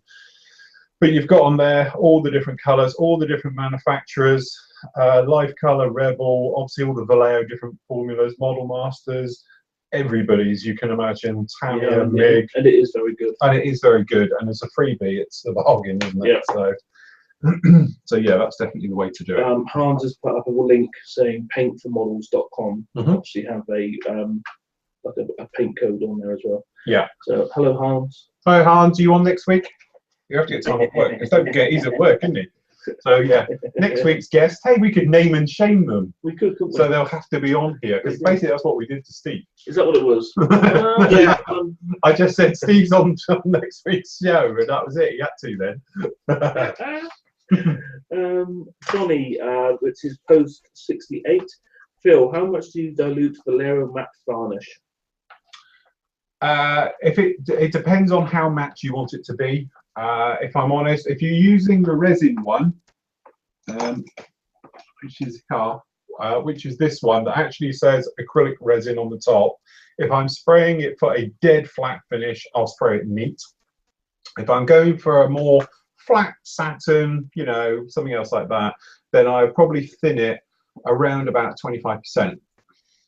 I'll put 25% thinners in, 75% of this. Because obviously if you over thin it, i.e. you start going 50% and more, you're going to end up with a more satin and gloss effect and everything else. Remember, with all of these things, we've spoken about it, I've done various shows on it now in the tip section, massive amount of air pressure. If you're going for a flat coat, you know, it's all about the air. So you want loads of air coming out, hardly any. So if you've got a dual action airbrush, just a little bit of actually your flat coat coming out. So it's all air. So literally, I've got paint in here still. I haven't cleaned out the airbrush today. But you're pulling it down, and then you just ease back a little bit on the trigger to get a tiny little bit of coming through. So what it's doing, it's drying before it hits the model, so it gives you a very nice dead flat finish to your paintwork. And obviously, if you do gloss, you do exactly the reverse. Okay. Neil's, which is post 69, he's commented on where Sam asked about the work lamps. He's put, I bought one of these, they're fantastic lights, and he's put up a link for it. Yeah, as I say, one of the guys posted up on the forum, it was a couple of years ago now, but somewhere really cheap for them. Where I think they're abroad, but they took a while to get here, but they were a lot cheaper. cpc.farnell. Oh, right, yeah. So I think that's where mine came from, actually. and it's called Task Lamp Tree Tube. Yeah, try to. Yeah. Creative Models do them as well. But I think you pay a little bit more for those. And they only do the dual, I think. Post 70, which is David. Evening, gents and Sid. Don't know if you will get this far. I did post earlier, but it seems to have disappeared. I'm enjoying the show. It's great. I think 2 a week would be good. Oh. That's it. We're just every night we'll be here. I'm sure my partner would love that. Yeah, that's it. Wayne, which is post 71. Hi guys, me again. Just a quick one. I am in the HE triple build buddy build with Bob. Apart from the spurs not being coded, is there any other problems you have come across yet to keep a lookout for? Well, it's covered in sink marks. But to be honest, that is the thing with with all the Revell kits. Yes, it's cheap. It does come at a thing. It's just the level of quality, but it's got lots of sink marks all over it, which I'm not sure exactly how I'm going to tackle them yet. I might just start hitting it with the filler. The main fuselage is okay, but most of the smaller parts have got sink marks in them, which is a bit of a pain. But generally, I must admit, apart from the cockpit being so vague of how it goes together, because instructions are pretty awful on them, but it does tend to be pretty standard Revell instructions, you see. So it tends to be a little bit overload down in here. So you sort of all cram it in as much as you can in once. The camera's a bit blinding them out. But certainly when you put the cockpit together, you do wonder how it all goes together. At some points, so definitely dry fit, as in don't just go straight in with the glue, test fit it first, see how it goes in. Okay, I believe we're up to date with all the comments. So we're up to date, so that's it. Well, there we go. We've only gone over by 40 minutes, which is amazing for us. So there we go. Oh, somebody's scraped in. Yeah, they have. Good evening, Phil, Sid and Steve. This is from Mark.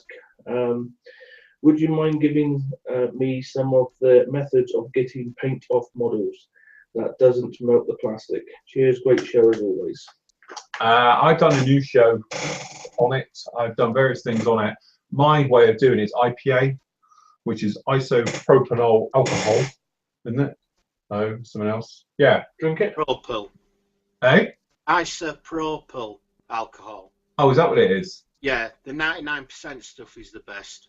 Yeah, available from the local pub. Yeah, it's good stuff. As I say, you can buy it really relatively cheap. To be honest, I've had this one. You can see it there, the camera, which is we're halfway through it now. Right? No. Yeah, 2nd of October 2008. It's got a date on it. I bought this on eBay for around about £8. I don't know what it is now, because obviously that was 2008. So, but yeah, if you do this, the trick that I found with it is, in all honesty, take your model, get one of those, a big polythene bag, tip it in with it, cover it completely, and then, either tape up the end so it can't vent too well, and leave it for a couple of hours to sort of soak. This stuff won't eat your clear parts, it won't affect your clear parts, it won't affect your fillers or your glues or anything else like that. That's the nice thing about it. And then what you do is bang it under the hot tap and rinse it all off. Right, okay. And Buster had that trick. He's probably due for another one. He's got about sort of 4 inches thick on him now. Will be for November. Yeah, that's it. So that's what obviously I've used in the past, and I've demoed it. I've shown it on a video. I think if you go on the search on the site and put in paint stripper or refurbishing models or something, I did a bit of a special. It's when Buster was going to be rebuilt. Obviously, there's no way that's going to happen. But that's my way of doing it. The other way, obviously, a lot of people speak about is Fairy Power Spray, I think it is. Most of your oven cleaners, you can spray them on. That'll do the same type of trick to your model to clean them off and start again. But IPA is so dirt cheap when you buy it in bulk. 5 litres off of eBay, I think, is quite cheap. Okay. And Clint's just put a quick comment in saying that you would need help from Sid when you start the Airfix Typhoon kit. Basically, he will be needed just to clear up the parts. Well, clean up the parts. Yeah, I suppose we were discussing earlier, that seems to be the thing with it. The parts are a little bit of a mess. But to be honest, that's what I'm getting here with the, this one. There's a lot of part cleanup needed with it as well. It's quite softly moulded. So, although with my new scraping tool that no one can buy because you can't find one on the planet, which is the usual thing, I've been using it today over everything. I've gone around everything with it. Yeah, well, it's a treat. Lovely. Little things like I was getting all the flash off around like the seats because it's got little bars and everything. And you just literally whip around with it and it goes right in the corners and everything, which I never thought it would. Which normally I do it with the sanding stick, but that's a lot quicker. But I went around all the handles and all the bits and pieces on this one with it and zipped around it all. And See, now you're just getting everybody frustrated now because they can't get over one. I did speak to John from Models R Go about it, and he has assured me they are on order and due in between the next 4 to 6 weeks. That's what he's been told. That he has ordered all the shapes in all the different sizes. So as soon as they arrive, he will let me know, and I'll let you all know. Yeah, I'll let you all know quietly so you can get your orders in first. I think that's the way to do it. And Robert's put at the bottom, just as a final one, perhaps, is Fairy Power Spray is great for stripping all paints. Yeah, there you go. Fairy Power Spray. I knew it was something like that. Same thing again. Just spray it on. Don't breathe it in, and you'll be good to go. But I did it with. I like to use IPA because it's very soft and gentle, and it doesn't stink the house out and all the rest of it. Use it like that. So there we go. Brilliant stuff. I'd like to thank our special guest tonight, Yay, which isn't Steve. you, but that's our Steve, for joining us. Hopefully he'll do it again. Yeah, once a year. Once a year. Yeah. Yeah, that's it. If we pay him enough, he'll be back. If not, he gets stuffed. And he will be at Telford to sign autographs. Yes, that's it as well. Steve will be there for autographs and signing chests and anything else you want to do. Quite. Like. Yeah, signed photos and everything else. So but that's about it. But I think that's everything for tonight. We're all good. Yep. Another great show. Don't forget, it's no new show this week because this place is being pulled apart, literally. So the next time we see you will be for the new show. Will we? Yes. Will be. So we'll be here next Tuesday and With everything the new else. lights. With the new, they're Well, here. They'll just be up out of the way. So, and some more of them. So we'll have lighting outwards and just illuminate the place. Although it looks quite good on camera. It's not bad, actually. Yeah, there you are. You're glowing a little bit. I'm glowing nicely. Yeah, you have a tan by the time apart from that, you're all right. But everything else. But thank you for everyone for joining us. As Indeed, ever, yeah. thank you for all your Welcome. questions and everything else. And again, special thanks to Steve for joining us again. Indeed. Hopefully he'll be back really soon to answer all your questions. But we haven't made him too late for his bedtime. Yeah, sorry for keeping you up past your bedtime, Steve. I know, it's okay. I'll let you off this once. Oh, that's all right. Thanks, mate. Right, till next week, everybody. Take care and happy modelling. Cheerio.